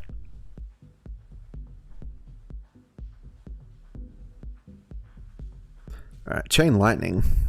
Scaling increased ever so slightly. Okay. Sure. Lightning, sorry, I missed Lightning. Not bad, actually. That's not a bad increase. Small buff to Lightning and Chain Lightning. Yeah, I think that's needed. No one really played Lightning Sorceress, like classic Lightning Sorceress, in Season 1 or Season 2, so I do think it needed... Maybe even could have used a bit more of a buff. Perhaps. Looking at Lightning Sorceress. But it's good to see it got a little bit of love. Alright, Blizzard. What have we got? Scaling increased at all levels, apart from 28. Okay, 28 plus, slight. For so slight nerf. Okay, so that's gonna mean it's better early game. Slightly better early game. Overall, it looks like it's probably going to be a little bit of a buff overall. So yeah, Blizzard, better early game, slight buff overall. I think it could have used a bigger buff. As I said earlier when talking about Lightning Fury, Blizzard is one of those spells that is so strong in LOD. It's kind of a shame to see it be so like underused and weak in PD2, but yeah, I don't know. That's fine.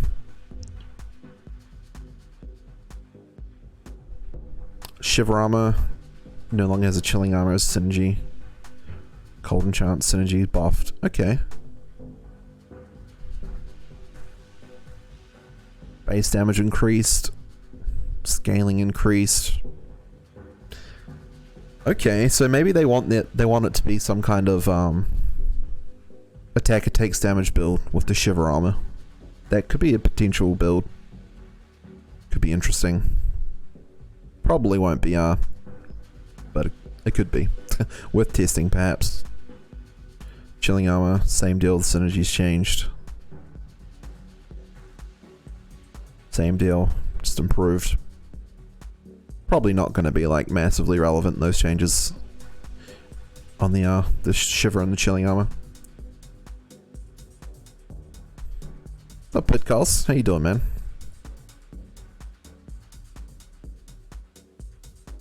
So yeah, Sorceress overall. No real changes for Fire Sorceress other than the like for your classic Fireball Combustion build. No changes at all for that. So, which is fine. It was strong in Season 1. They don't want it to make a comeback, it seems, which is fine. Promoting different builds to be better over different seasons is a good thing, so yeah. So the Hydra got nerfed, the Decon Killer got nerfed. Meteor, slight buff. Enchant's got a slight buff, I guess. Frozen Orb. Weaker early game. Not a whole lot for the Sorceress there, to be honest. Very, very small changes. I mean, the main thing for Sorceress that people are interested in is the handheld Infinity build that is now more appealing thanks to the staves having 50% FCR if they're elite. So yeah, we'll talk about the handheld Infinity build and we'll probably test it out as well, because that is something that I know a lot of people are gonna want to have a look at.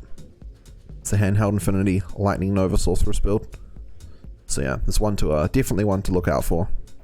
Alright, Druid. What have we got? Twister synergies increased, scaling increased. Okay. Small increases. Okay.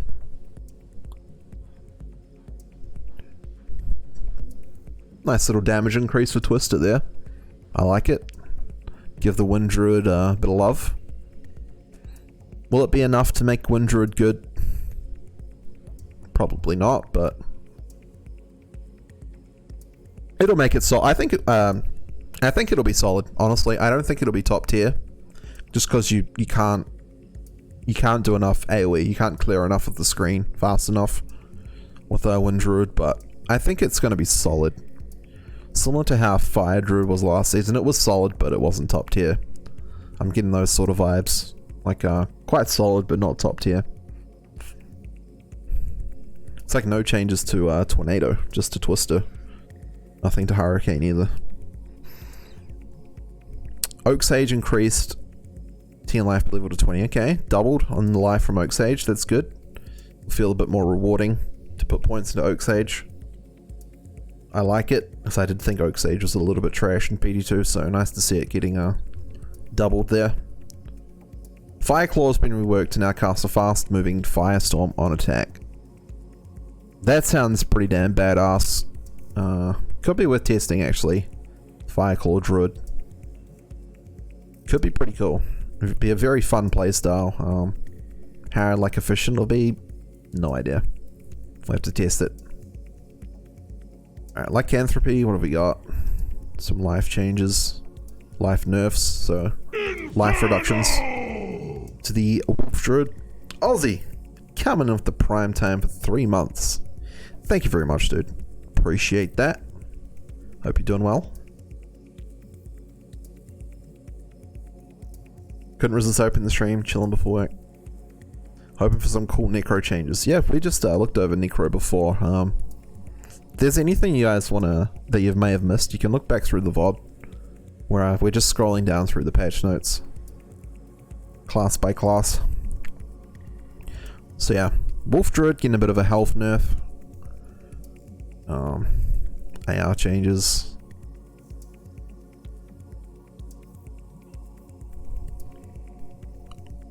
Wow, not a whole lot for the Wolf Druid other than AR changes.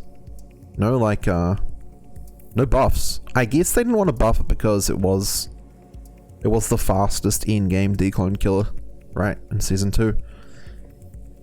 So they didn't want to change it. So yeah, Shapeshift Druid. Well, Wolf Druid, probably not going to be a meta map, but Poison Creeper is interesting. Spoiler alert. This could be worth checking out. So yeah, Poison Creeper is getting a bit of a change through this thing here. Now reduces enemy poison res by -5 at level 1 and gains 1% per soft point. Can remove immunities, so that could be interesting for a Rabies Druid. That is something worth testing, I would say. So your traditional Shapeshift Druid, no changes at all really, but Rabies, maybe something interesting with the Poison Creeper action. So it's got more life too, so that was a problem beforehand. They would die very easily, so big life increase there. Just good to see. Some scaling reductions there. Apparently it was really strong early game, like leveling. So that's why it's been nerfed there. I mean, you don't really have it for the damage so much as the minus res for your Rabies. So yeah, that's interesting. Carrion Vine, Solar Creeper, both getting more life. Good. Keep them tankier. Don't have to keep resummoning. Resummoning shit constantly is annoying, so I'm all for summons to have more life in general. Armageddon changes. Okay, what have we got? Skill radius by 80%. Okay. Doubled Armageddon meteor explosion radius. Cool. Scaling ever so slightly increased. Tiny, and so a very small increase to damage. Negligible. But the radius and the explosion are much bigger. So that's good. It was a bit excuse the pun, it was a bit hit and miss. Again, I thought like it wasn't very reliable, so having a double radius on the explosions is good. I'm all for that. That's all for Fire Druid. Very disappointed, actually. I would have liked to have seen Druid get a lot more love than what it has. Like, Wind has just gotten a damage increase to Twister. Fire's just gotten a damage increase to Armageddon. No other changes. So yeah, that is very disappointing. I think they should have done more to help out the Elemental Druid, which has been, you know, struggling, in my opinion. Like, I tested Fire Druid last season, I tested Fire and Wind the season before, and it was very middle of the road, basically. So yeah, a bit disappointing there. Small shockwave buff, okay. Yeah, Justice for Druids. Bit disappointing. But that being said, that is quite nice for Wind Druid. The Twister damage increase, and Oak Sage being better too. So that is that's a nice little buff to the Wind Druid, but I would have liked to seen a little bit more.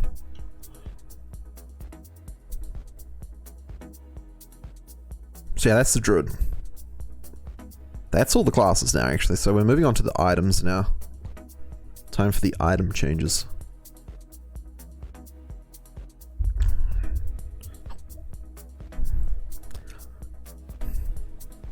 Deathbit, chance to reanimate. Okay, cool. War Strike, getting a buff on the Nova and on the ED.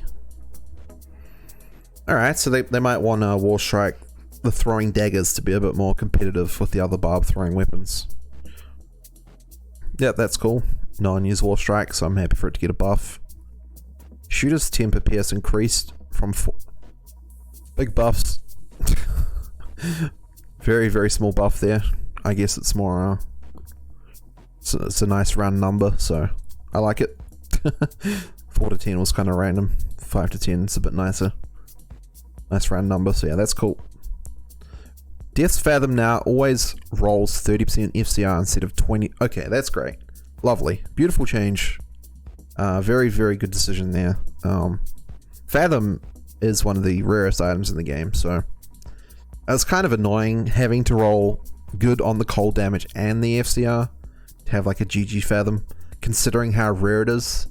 So to have it just be the damage, I really like that change. That's a very good change. Good.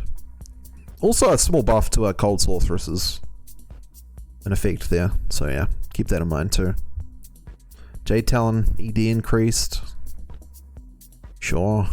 I mean, a lot of these changes are going to be like underutilized uniques that are getting buffed to make them better. Like, I don't think a lot of these are going to be like meta, but they'll just be more usable, which is cool. Arms King Leoric now has +2 maximum skellies and mages. Okay, that's good. So that may be your that's going to be his skelly summoner best in slot weapon there, I imagine. Cool. That's cool, I like that. Extra skellies is cool. So that's a little buff to the Necro Summoner there. Grizzle's Edge, Gleam Scythe, okay, some low level stuff getting buffed, sure. Stone Raven, small buff.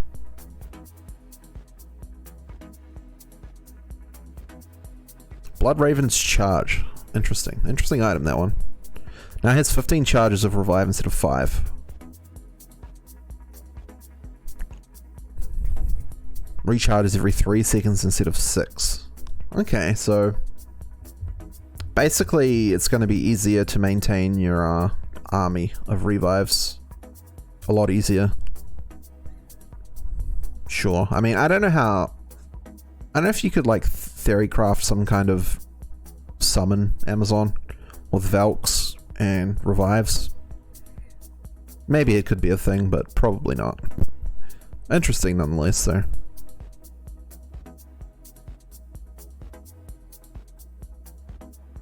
Yeah, Arm of King Leoric does look cool. I like that. That's a cool change.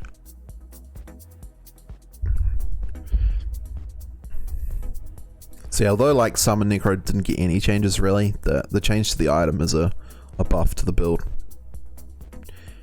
Lacerators, it'll be buff. Okay, that's a small buff for well, 20 minimum damage isn't like completely negligible. It's a decent number. Small buff to throw barbs, I guess. There. Steel Driver got a buff. Eaglehorn. Eaglehorn's getting a wee buff there. Extra dex, extra Amazon skills. Howl on striking. That's kind of interesting. Having like monsters run away on your multi-shots. So yeah, that's Eaglehorn. Probably not going to be like used still.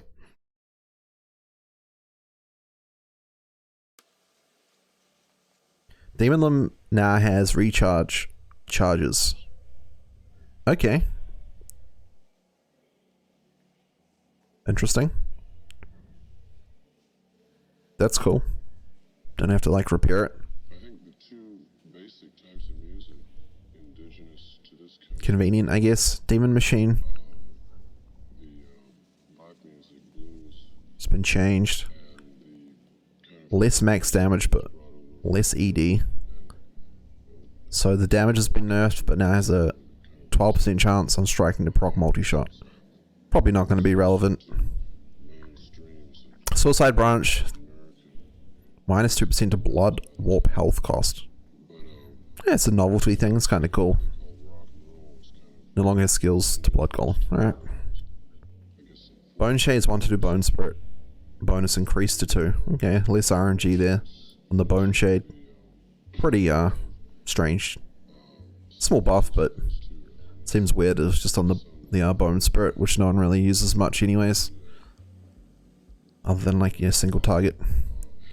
Karen Shard. Okay. So that's a buff to Karen Shard. It's gonna make it easier to get a good Karen Shard, which is probably the best in slot Clay Golem weapon. So it has a couple of mods that rolls 1 to 2, I think. Clay Golem and like summoning skills or necro skills. So instead of 1 and 4 Karen Shards being worth slamming, now half of them will be worth slamming. So that's cool.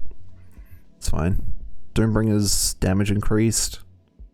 Decent chunk of damage there. Max life been nerfed, okay. More damage, less life on the Doombringer. We got some low level uniques here. Kelpie's Snare slows target by 75%, reduced to 25. Yeah, I mean, it's pretty OP. You can like abuse certain boss fights with Kelpie Snare to make them like pretty irrelevant because they're moving so slow, so it makes sense. And there are other sources of slow anyways on like Cleglaws, Clay Golems, Arachnomesh and other items. So if you really wanted to stack up some slow, you could do it still. Bloodletter. Cheeky little buff for Bloodletter, cool. Nice mid-game whirlwind. Barb, sword. Getting a wee buff there. Maybe help with the mid-game. Patriarch, okay. Probably won't be too important. Steel Pillar. It's been buffed. 10 to 15% minus enemy physical res from 6 to 12. Yeah, that's nice. I feel like Steel Pillar is a TC87 item, so it is very rare. I would have liked to seen a bit more on that. I still don't think it'll be used much outside of like a insane ETH 6 socket type high roll type deal. So yeah, I don't know. The fact that it's a TC87 and it needs to be ETH, I feel like I could have used a bit more there, but I mean, it's not a really big deal. Viper Fork now has a 6% chance to cast level 32 Desecrate on striking. Okay, cool.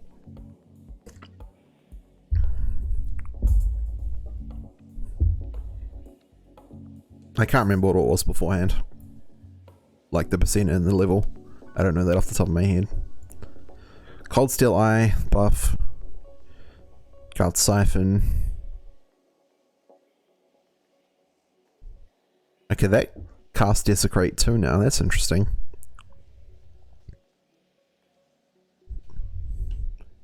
Don't know what relevance that would have though. Like, creating extra corpses. Could be kind of useful for like traps in Act 1 Mercenary. Create some corpses for you. I don't know. I'm just trying to think of possible like benefits for it. Alright, some more mid-level type, mid-tier type uniques here. Getting buffed. Cool, nothing too exciting there. Just like underused mid-tier type uniques getting buffs, which is cool. It's good to see. Anything that's not used that gets a buff, I'm generally going to be happy with. Wind Force max damage per level reduced from 3.125 to 1.625. Ouch. Another nerf to the Boson. Another unnecessary nerf, in my opinion, to the Boson. So yeah, that's a decent chunk of damage. I mean, if you're, say, level 90, you're losing, what, 140-ish max damage? Which is kind of a lot. So yeah, you're losing a bit of damage there. Yikes. I mean, is that going to push people towards other bows? I know Bariza is also getting nerfed. Spoiler alert, we haven't got there yet, but it's getting the same treatment. The max damage per level is getting basically halved, so yeah. Is that going to push people towards using like crafted bows? Maybe a crafted bow could be best in slot now. Possibly. I don't know. Seems pretty rough for the Boson though. Getting a pretty big nerf this season.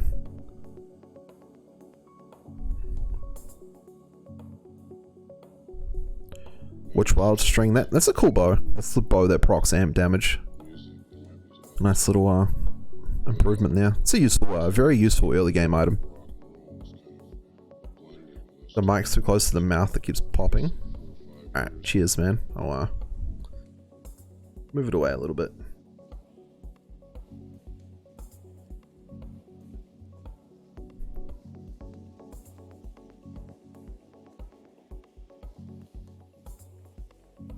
It might rely heavily on electronics, tapes. I can kind of envision More relevant uniques getting some small buffs for early game, mid game type content. Not really too interested in that.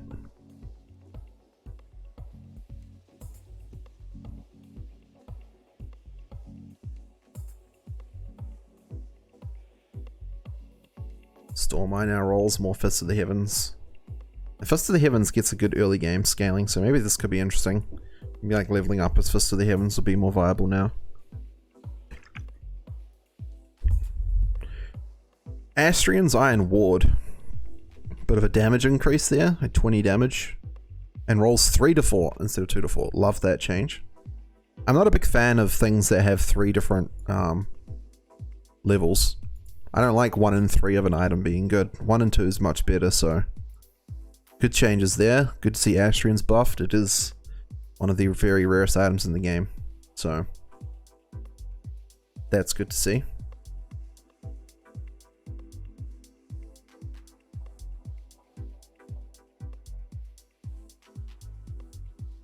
Bit of lightning damage on Stormlash.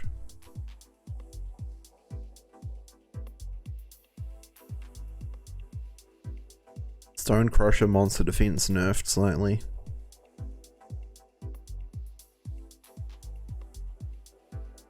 Alright, here's a big one. Death's Web nerf. This is a pretty massive nerf to Death's Web. It went from 40 to 50 to 20 to 30. 20% nerf. Which is massive. It's getting a big nerf. And also... the life and mana after each kill has been halved from 8 to 12 to 4 to 6. So yeah. Ouch. That is brutal. So yeah, they want to promote using lower res basically. I think Although with enough facets, you can still get a decent amount of minus enemy poison res without using low res. But yeah, I think they want to promote the use of low res in your rotation. So yeah, it's just a way to slow down the poison necro. They don't want the zoomy teleport nova type playstyle that allows you to clear maps so quickly. So it makes sense. They're just basically slowing down poison by making you use lower res or, yeah, doing less damage. So it makes sense. It seems very harsh, but it does make sense.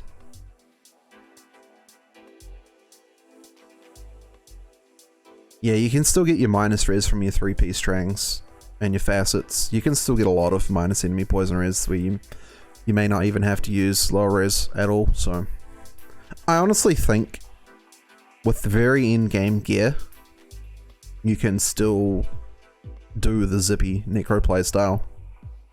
Looking at the changes so far, I think it'd still be possible, but you will need like perfect gear basically to do it as efficiently, or similar, I should say, to Season 2. So yeah, big nerfs to poison, but warranted, and I don't think it's going to kill the build. Honestly, I think it's still going to be, I still think poison is going to be a top tier build. Putting that on record now. Similar to how everyone thought, you know, oh, Fire Trap has been destroyed for Season 2. Like, if you guys remember the patch notes, Fire Trapper did get quite a big nerf in Season 2. I was like, yes, it has, but I think it's still going to be the best build. And it was basically one of the best builds in Season 2. So yeah, I'm gonna say I feel the same about Poison Necro. I think it's still gonna be very, very strong. Top tier build. It's just more balanced now, basically. Fire Trap is still good for Season 3. I'm gonna have to test that one. You can't tell from the patch notes. You can't just say Death Sentry's been nerfed. Basically, it doesn't tell you the numbers. So yeah, that's one you gotta test. Bone Hue now rolls 1 to 4 sockets instead of 2. Interesting. Could be viable with a good slam. What I am interested in from that is, will white ogre axes be able to roll 4 sockets and be used for rune words like Insight, Infinity? Because that could be kind of cool. Having an extra base that you can find and use early game. Because yeah, it seems kind of weird to me that they would allow a unique version of an item to roll more sockets than the item itself can roll. So I think if they're gonna implement this, they have to make Ogre Axes have a max of 4 sockets, up from 3. So yeah, otherwise I think it's kind of weird. Cranium Basher. Ooh, amp chance doubled on Cranium Basher. That's cool. I like that. It's kind of like outshined by Reaper's Toll and Gavel of Pain. So I'm all for Cranium Basher getting a buff there. Especially considering Cranium Basher is a TC87 and only has a 50% chance to roll on the Thunder Maul. So I like that. I'm all for that getting buffed as well. Alright, moving on. Yeah, Bariza, same deal as Wind Force. The max damage per level halved. So big damage nerf there. Plus better changes.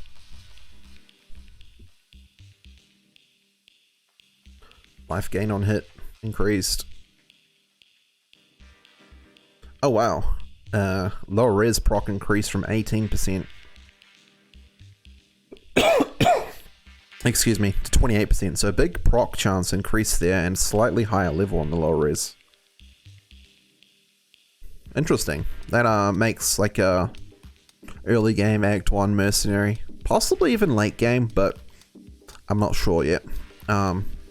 Very, very, very nice early game increase though.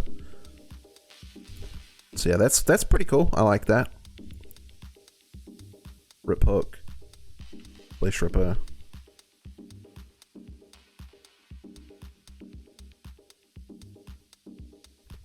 Alright, Ghost Flame. Now this is cool. Has 30 IS on it. I actually thought Ghost Flame was an interesting weapon, as it was in Season 2, for like, I don't know what builds you'd use it on. Some kind of like hybrid build. Some kind of, maybe some kind of blade. Fire Trapper type hybrid on a Sin. But for now, I think this is going to be like potentially really good for Vengeance and Fire Claws. With the extra IAS for Fire Claws, that'll help a lot. The magic damage being replaced with fire damage. So yeah, that's got a bit of potential there. Could be the Fire Claw best in slot weapon actually. Wraith Flight. Okay, small life leech. Nerf. Some low level stuff, mid level stuff, yeah. Nothing too interesting, I don't think.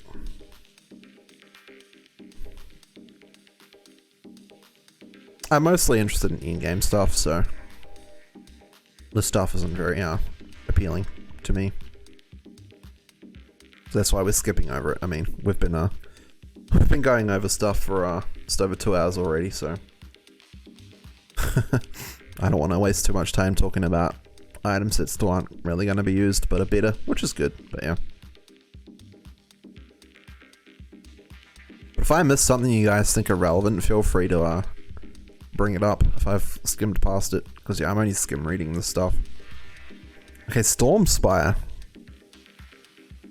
Static chance quadrupled. Okay, good. I said Storm Spire needed a big buff. It was so underwhelming, and it's such a rare item. It's the TC87, so that's cool. 60% chance to cast level 20 static. Interesting. Could be useful on like a handheld infinity Nova Sorceress weapon to save you from casting it yourself. You face Jaraxxus, Eladar Lord of the Burning Legion! Yo, 3moth. Thank you very much for that raid, man. Appreciate that, dude. How you feeling? How you feeling about the patch, man? Just doing the same thing? Okay, yeah. Yeah. I mean, you've probably seen enough of this stuff already. Then. Yeah, we're just going over the notes and sharing my thoughts on how I think it will affect Season 3. Patch looks interesting. It does. It does look interesting. Some nice changes. A little bit disappointing in some areas. I think some builds I would have liked to see a bit more attention given to, but some nice improvements. Twisted Druid, possibly, yeah. I think with that damage increase, I think Twister could be a very strong early game build for like clearing chaos and stuff like that. Maps, I'm still not sure. I don't know if it has enough AoE. I think it'll be like a strong mapper, but not like top tier, just because of the lack of like screen clearing abilities. Alright, where were we? Hellrack. Messerschmitt's IS increase. Okay, that's something. Not a bad weapon, Messerschmitt's. Could be a good like Fury Druid weapon with the extra IS. That's kind of cool. Death Cleaver's been nerfed. Okay. Interesting. Don't know how I feel about that. I don't feel like too many people were using Death Cleaver. I mean, it is a TC87, and to find it ETH is very difficult, so I don't know. I don't think that seems too necessary.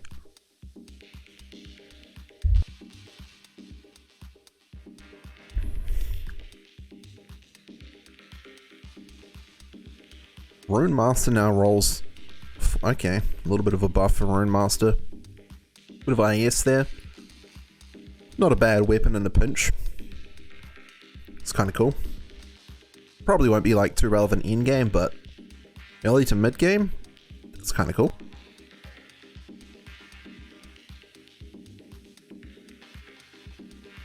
Some more like mid tier type uniques. It seems like a lot of the underused uniques are getting buffed, which is cool. It's good to see. Trying to focus on like an end game perspective on most of these items, so that's why I'm skipping over a lot of these type of items.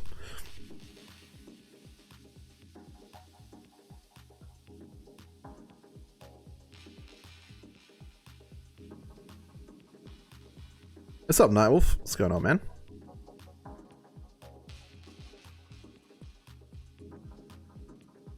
Yeah, I like the meteor changes. I think that's pretty cool. Extra radius. Bane Ash is FCR. Okay, some low level stuff here. Skull Collector a little buff.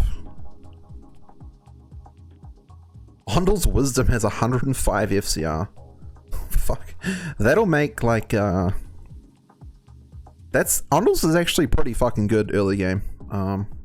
I remember I got one in season 2 and I was using it for maybe like a day or two actually. Yeah, that's kind of cool. Good early game buff. So you can find it off Mephisto. So yeah. Very solid weapon early on. Mang songs. Ooh. Wow. Big fat buff for Mang songs on the FCR and the skills there. Sorry, the damage there. Loses +1 skill, but it's more than made up on this PS and the FCR. That's interesting. That there is like a little buff to the Fire Druid. So I used Mang songs on my Fire Druid last season. So this here is actually a little buff to the Fire Druid. A little bit more FCR, a little bit more damage. So yeah, it's kind of cool.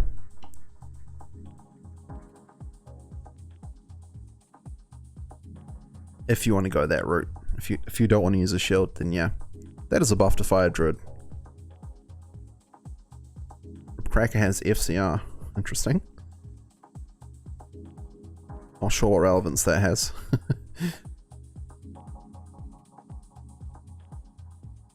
There's new season, the 23rd, raging.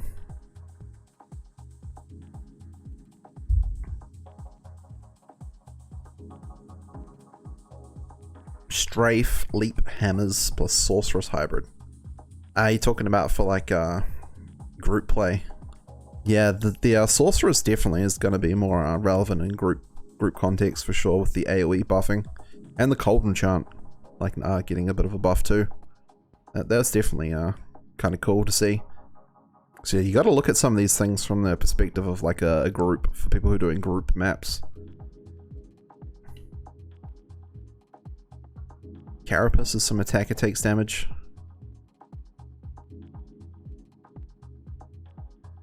Some more like tuning on these attacker takes damage stuff. G-Bane has +2 critical strike O skill. That is interesting. That's very interesting.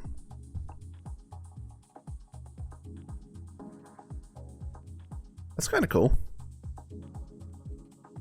Definitely makes it more useful. I mean, it's already a pretty sweet armor. It's got a lot of like flat DR and MDR, high defense, good stats in general. So yeah, that's pretty cool. K Hagens can now roll +2 to all skills. Okay. Interesting. So that makes it a lot stronger in comparison to what it was beforehand. You'd basically never use it. You'd always go like Atmas or Viper Magi. Now it's got the extra skills. Pretty good actually. +1 skills is nice. Okay. Very good for like early and mid game too. It's not that difficult to find. More mana on Atmas Whale. Materials gets a bit of a damage increase. Okay. That helps out the Bosons a little bit, but Boson's still looking pretty bad at this point. Good to see Turiels get a buff though. Rarest item in the game. It's already pretty good. I don't mind it getting a little bit better. I mean, that's a very small change. Rock Fleece, a bit of extra DR. Okay.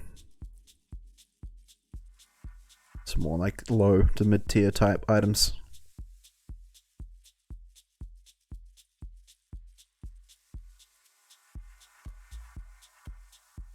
Alabad's Rain, a little bit of a DR increase.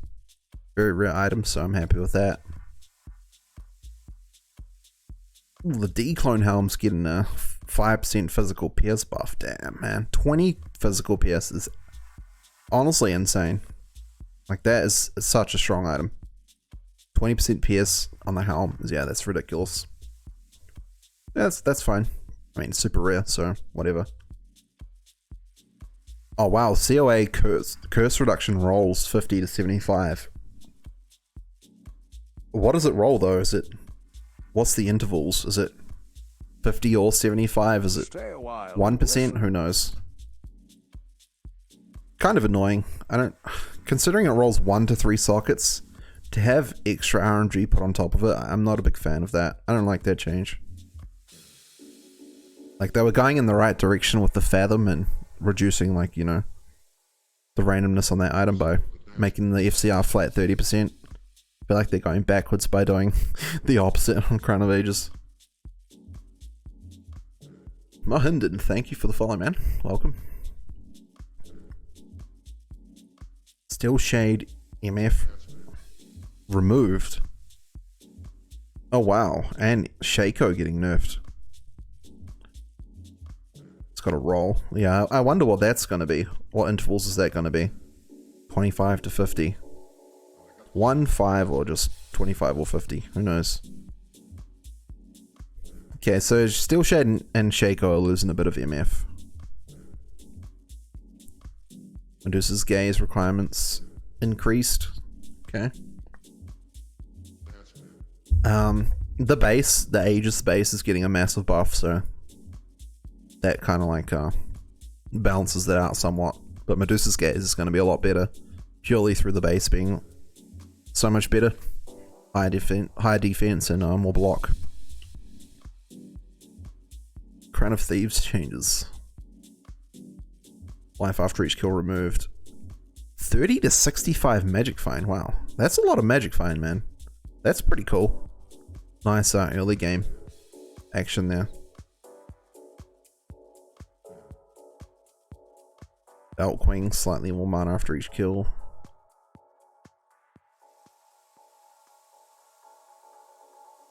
%% IS on the Demon Horn's Edge.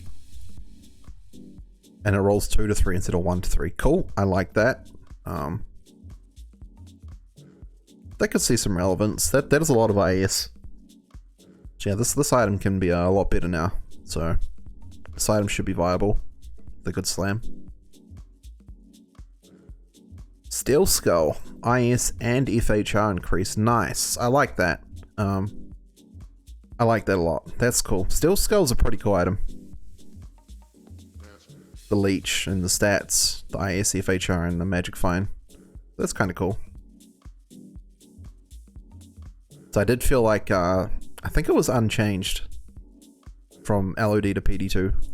So getting a little buff kind of like makes it a bit more viable. So I like that.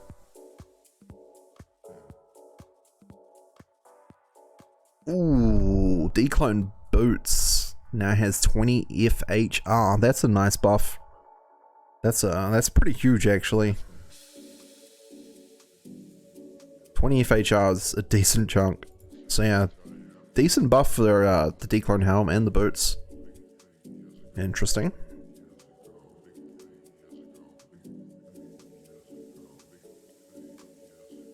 Silkweaves, ooh, nice mana buff there. These are going to be really good for Energy Shield. I think these will be the boots you'll want to use on the Nova Thunderstorm handheld Infinity Sorceress. If you want to go Energy Shield, which I think you probably might want to, given that you're going to be quite squishy, I think yeah, you'll want to use these boots for the mana and the mana after each kill. Old Spurs, a little nerf on the roll there. Stellarian's a buff on the small end. And a buff on the Crushing Blow. Okay. Small buff. Not too bad. I like it. Soul Drainers. Ooh, ouch.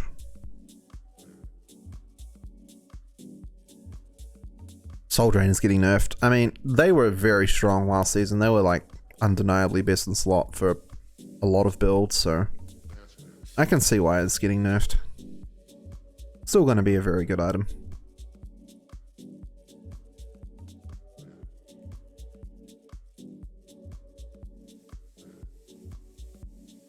Will the items that grant Howl on striking, does the Howl come from the character or where it's struck? Good question. I'm not actually sure. Yeah, I don't know. Have to test that one.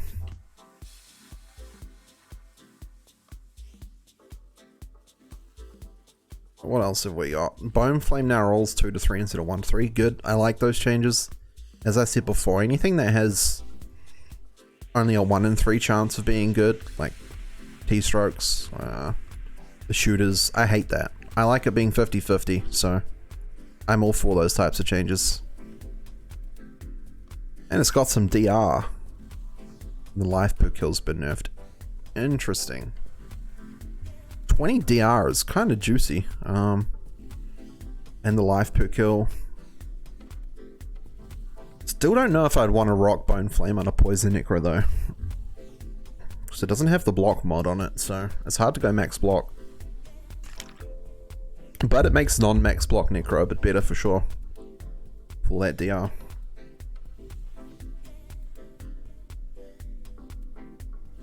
Alright, skim over these garbage uniques. What have we got? Double proc chance on Headhunter's Glory for Amp.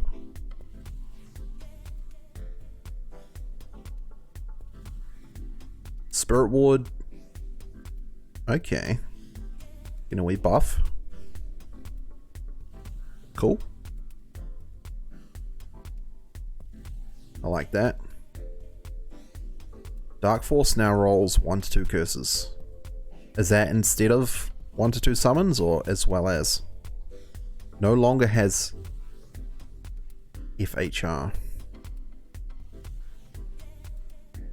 Okay, well, I like the change for the curses, but removing the FHR, I don't know, I feel like Dark Force isn't really used by anything really. I mean, it should in theory be like the best in slot curse Necro shield, but I don't know. I like it. I like that it's getting extra curses.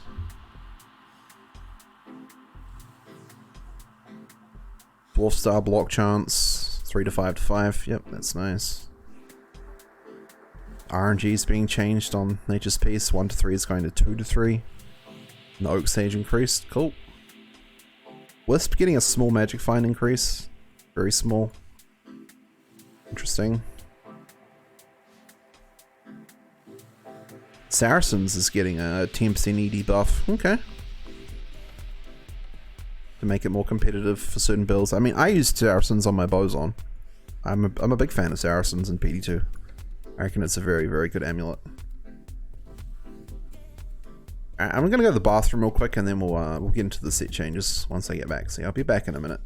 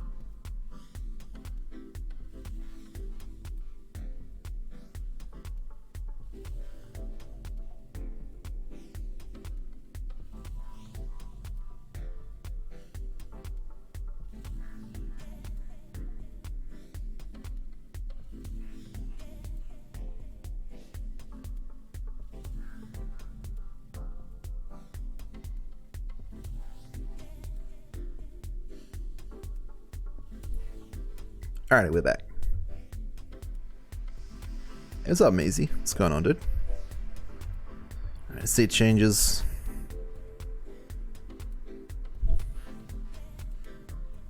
Barnes Mesh now has 20 faster on walk.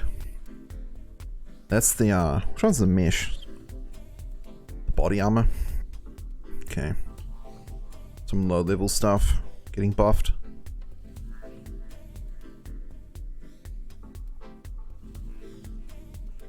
Tal's chest getting nerfed again on the Magic Find. Interesting.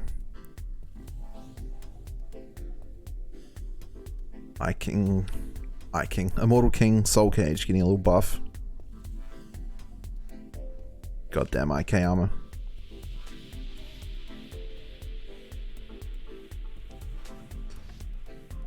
Griswold's Valor, that's the helm. That's getting a nice little buff. Extra socket and extra magic find. Bundles Almighty now has 1 to 2 skills. That's the set Spider helm. Yeah, pretty good early game then. Although the strength requirement is going to be quite high.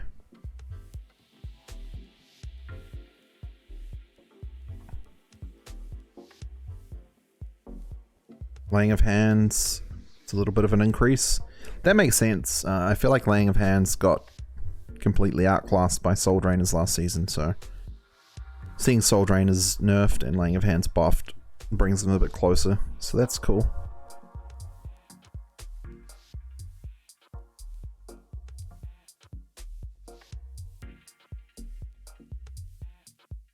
Elder's Rhythm, it's a weapon 2 to 3 instead of 1 to 3.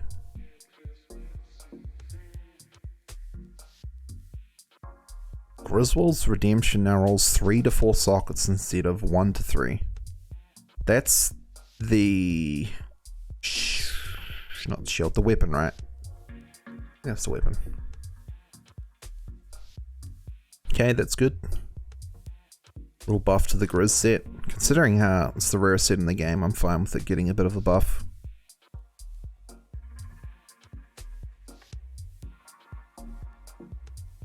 Oh, Nature's Puzzle is getting a nice little buff. That's cool. Double the recharge time. Like twice as fast. And extra FCR. Convenient.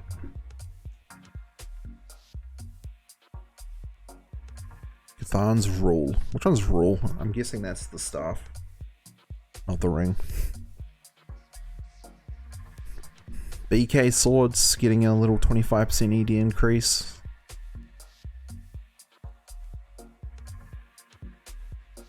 Okay, Towel Warp getting 10% extra FCR. It's a staff. No, Wolf cheers, man. Yeah, I figured. Alright, nothing too exciting on the set items. Rune Word weapon changes. Doom now has 30% FCR and staves, but no longer has prevent monster heal and staves. Okay, Doom has a lot of minus enemy cold res. Would you still use a Doom staff over Fathom and Medusa's Gaze though? I'm not so sure. I don't know if you'd use Doom in a staff. But it's interesting. It's just because Fathom is so good. Fathom is ridiculous.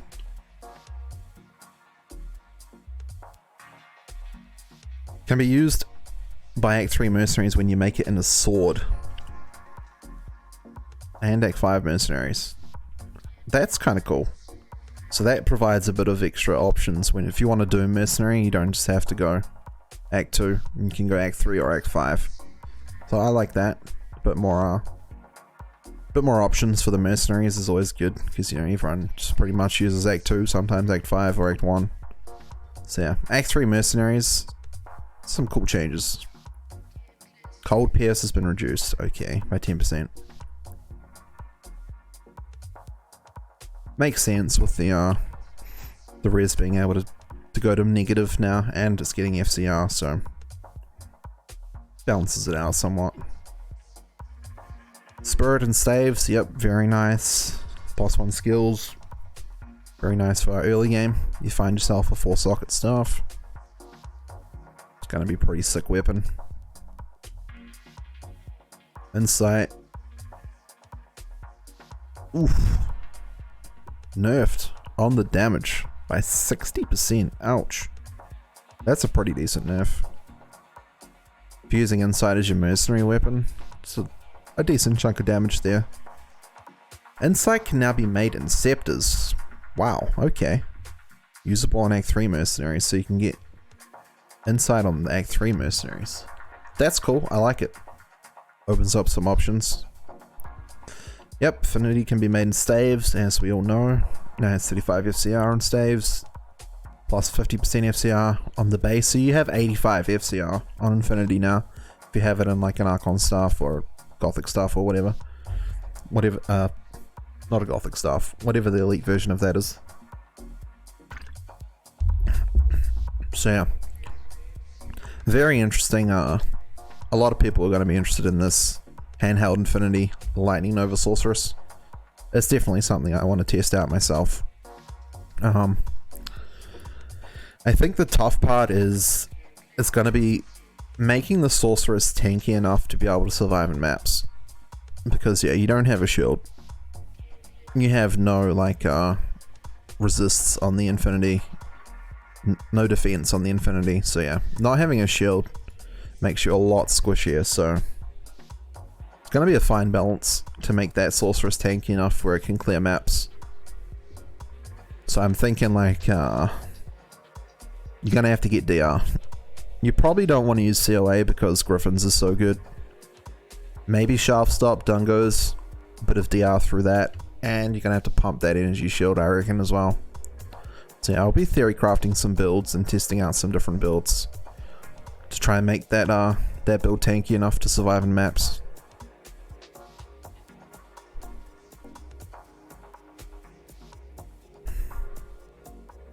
Pride's getting some damage overall instead of the demon damage. Cool. That's good. Last Wish, 20% chance to cast Charge Bolt, changed to 60% to castable 40. Wow. Interesting. That's a big jump. I don't know how much damage that Charge Bolt will do, but maybe it won't be insignificant. And of course the ED is getting a massive buff there. Huge buff. Which is cool. I mean, hopefully that helps the value of Jar Rune somewhat. So there are some rune words that have received buffs that have Jar in them. Last Wish is one. Phoenix is one. Through Redemption getting buffed. Enigma is getting buffed. So yeah, I think these things will contribute to Jar being a little bit more valuable next season, which is good. I'm a fan of that. I got a test today. How long do we have to go on these notes? 3 more pages. Probably not, to be honest. I'll probably end it after I go over the notes, and tomorrow we'll start testing. I still need to figure out how to create the items and all that shit on the beta. The link to notes, I can give that to you here.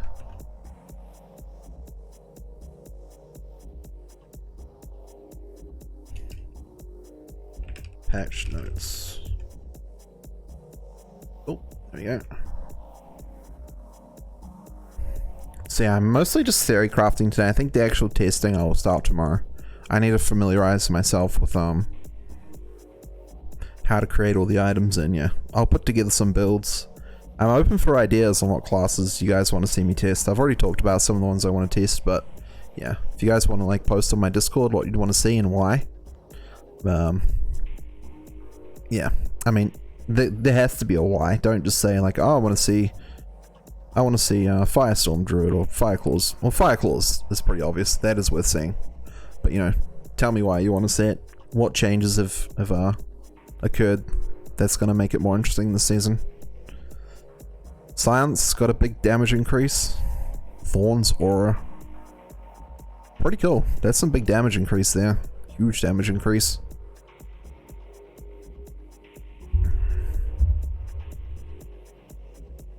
Fury, damage increased and indestructible. Okay. interesting for some kind of like some kind of assassin build. Can use that in a claw, and it can be earth and it has more damage. So there's some potential there. Crescent moon changes. Stay a while and Lightning listen. pierced reduced. Wow, that's a big change. 35 to 5 to 15. Ouch. Fear the beard. Thank you for the follow. Welcome. Can now be made in claws. Okay, that's interesting for like martial arts and 7% chance to cast 13 static on striking, increased to 12%. Okay, so easier to land those statics, that's good. But yeah, that is a big nerf on the lightning pierce, so that is a huge nerf.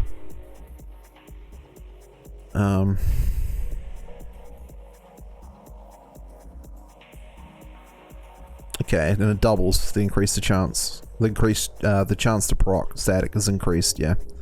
And pole arms.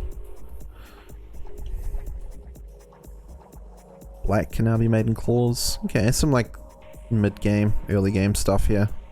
Cool. Lawbringer in claws. Replace with amplify damage. Also kind of cool.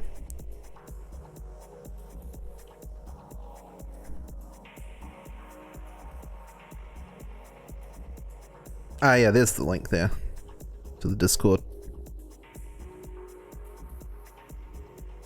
Breath of the Dying's been restored to 350 to 400. Okay, so it's like basically LOD Breath of the Dying. Good, I like it. I think the nerf to Breath of the Dying was unnecessary to begin with, so that's good. Dragon Runewood now allows you to summon an additional Hydra. Interesting.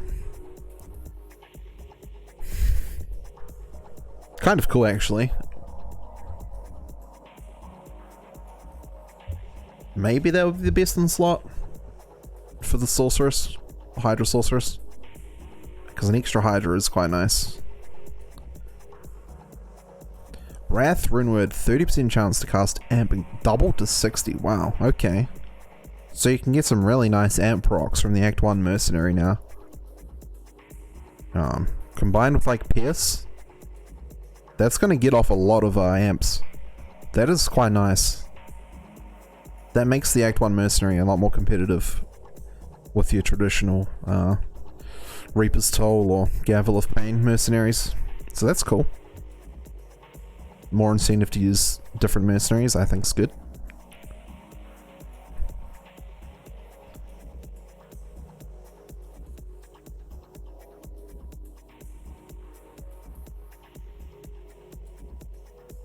Small buff for Leaf, nice early game there. Faith getting a nice 50% ED buff. Still can't see Bosons using this though, like handheld self-using Faith. I don't see that still happening with the 50% damage increase.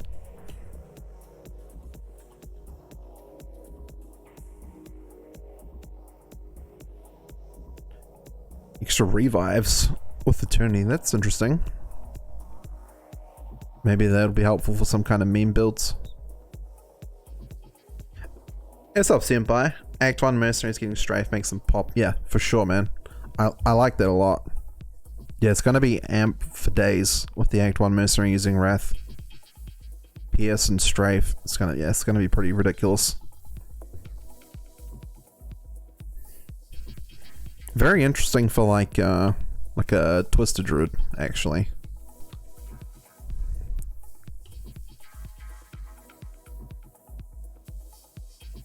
Another physical damage deals, yeah.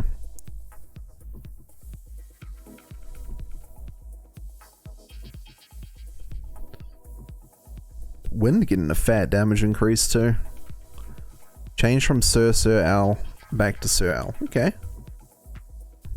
I like it. Cheeky little 2-socket. In-game rune word. I like it. Brand rune word. 35% chance to cast amp, increased to 65%. Nice. I like it as well. I like these bow rune word buffs. So yeah, they're a bit underused. Act 1 Mercenary is a bit underused, so give them more of a use. I'm happy with that.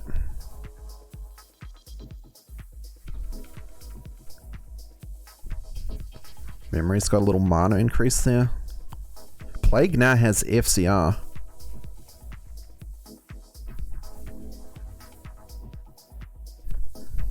Interesting. Can be made in any weapon.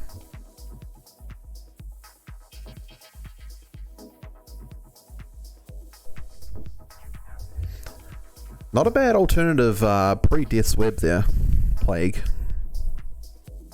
The FCR also will help with... slightly will help with teleporting on a Trapson as well. Like pre-getting a GG file as you want to use Plague. So yeah, the FCR will help you teleport around a bit quicker there as well. Brambles getting a nice nerf to the life after each kill. Along with D-Web. Along with Blood Warp getting its life drain increased. So yeah, Necro's getting slowed down a lot. Yeah, as I said earlier, I actually think Poison's still going to be top tier. I think it's still going to be one of the strongest builds. Despite all these nerfs looking quite scary. It was just so good last season. It's just getting balanced and slowed down a bit. Life per kill on Jules. Oh man, that's insane. 5 mana, 3 life per kill on the rare Jewel mods is ridiculous. Very competitive with facets, and yeah, I think I would actually use them in certain builds. Sorceress, like Cold Nova, or even Poison Necro could compete with facets. I like it. Stealth. Hey, Stealth getting a buff. Nice. I like it. 20%. Oh yeah. I mean, it was alright. It was balanced at 10%. Now it's back to being really good. I mean, Stealth is busted for level 17. Smoke, a little increase there. Yeah, now this is the big one. Enigma's getting a huge buff. Huge buff. You have 5 charges instead of 3, and they replenish twice as fast. So yeah, you're gonna be able to move around the map a lot quicker with these Enigma changes. So that there is a buff to builds that use Enigma. Trapson helps the mobility there. Hammerden, and they may make Hammerden a thing now, more of a thing. So yeah, this is exciting. I like it. Doesn't it also have life after each kill as well? Some life after each kill added. So I touched briefly on the Enigma before. That'll help with mobility on a lot of classes, and it'll also help with the Jar Rune as well.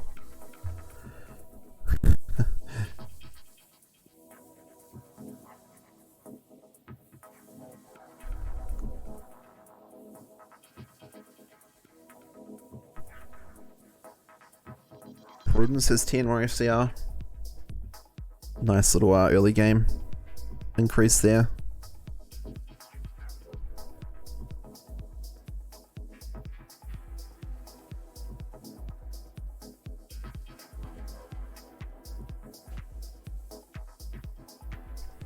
Enlightenment, another little early game buff. A lot of options early game for these little buffs. It's good to see.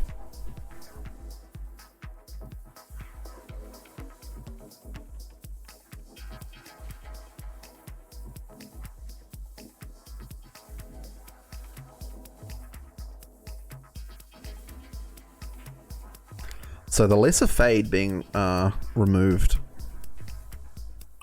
from Treachery. That's interesting.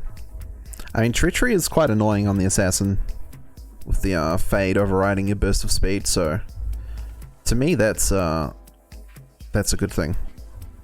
To me that's a buff. Some Psychic Hammer when struck. Nice little defensive capability there to make up for the lack of the lesser fade. Yeah, I like it. That's going to help a lot. Early game assassins. Don't have to worry about recasting burst of speed. Dream, a bit of a buff there. Maybe help the gyro out a little bit. Small buff. Exile getting an increase there on the amp. 10% extra chance, a higher level as well. Cool. Bit more MF on Splendor. Alright, that's it. That's the last it's the last of the changes. So we've gone over everything now. It's taken us 3 hours. So yeah, now I need to figure out what builds I want to test. So builds I want to test for sure will be Thunderstorm Nova Sorceress, Leap Attack Barb, Corpse Explosion Necro is one I'm really excited to test. So those are 3 for sure. Fireclaw Druid seems cool. Yeah, there's so many things I want to test. Vengeance as well. I want to see how big the range is on Vengeance. Hammers with the new Enigma change could feel pretty nice. Yeah, that's all the patch notes.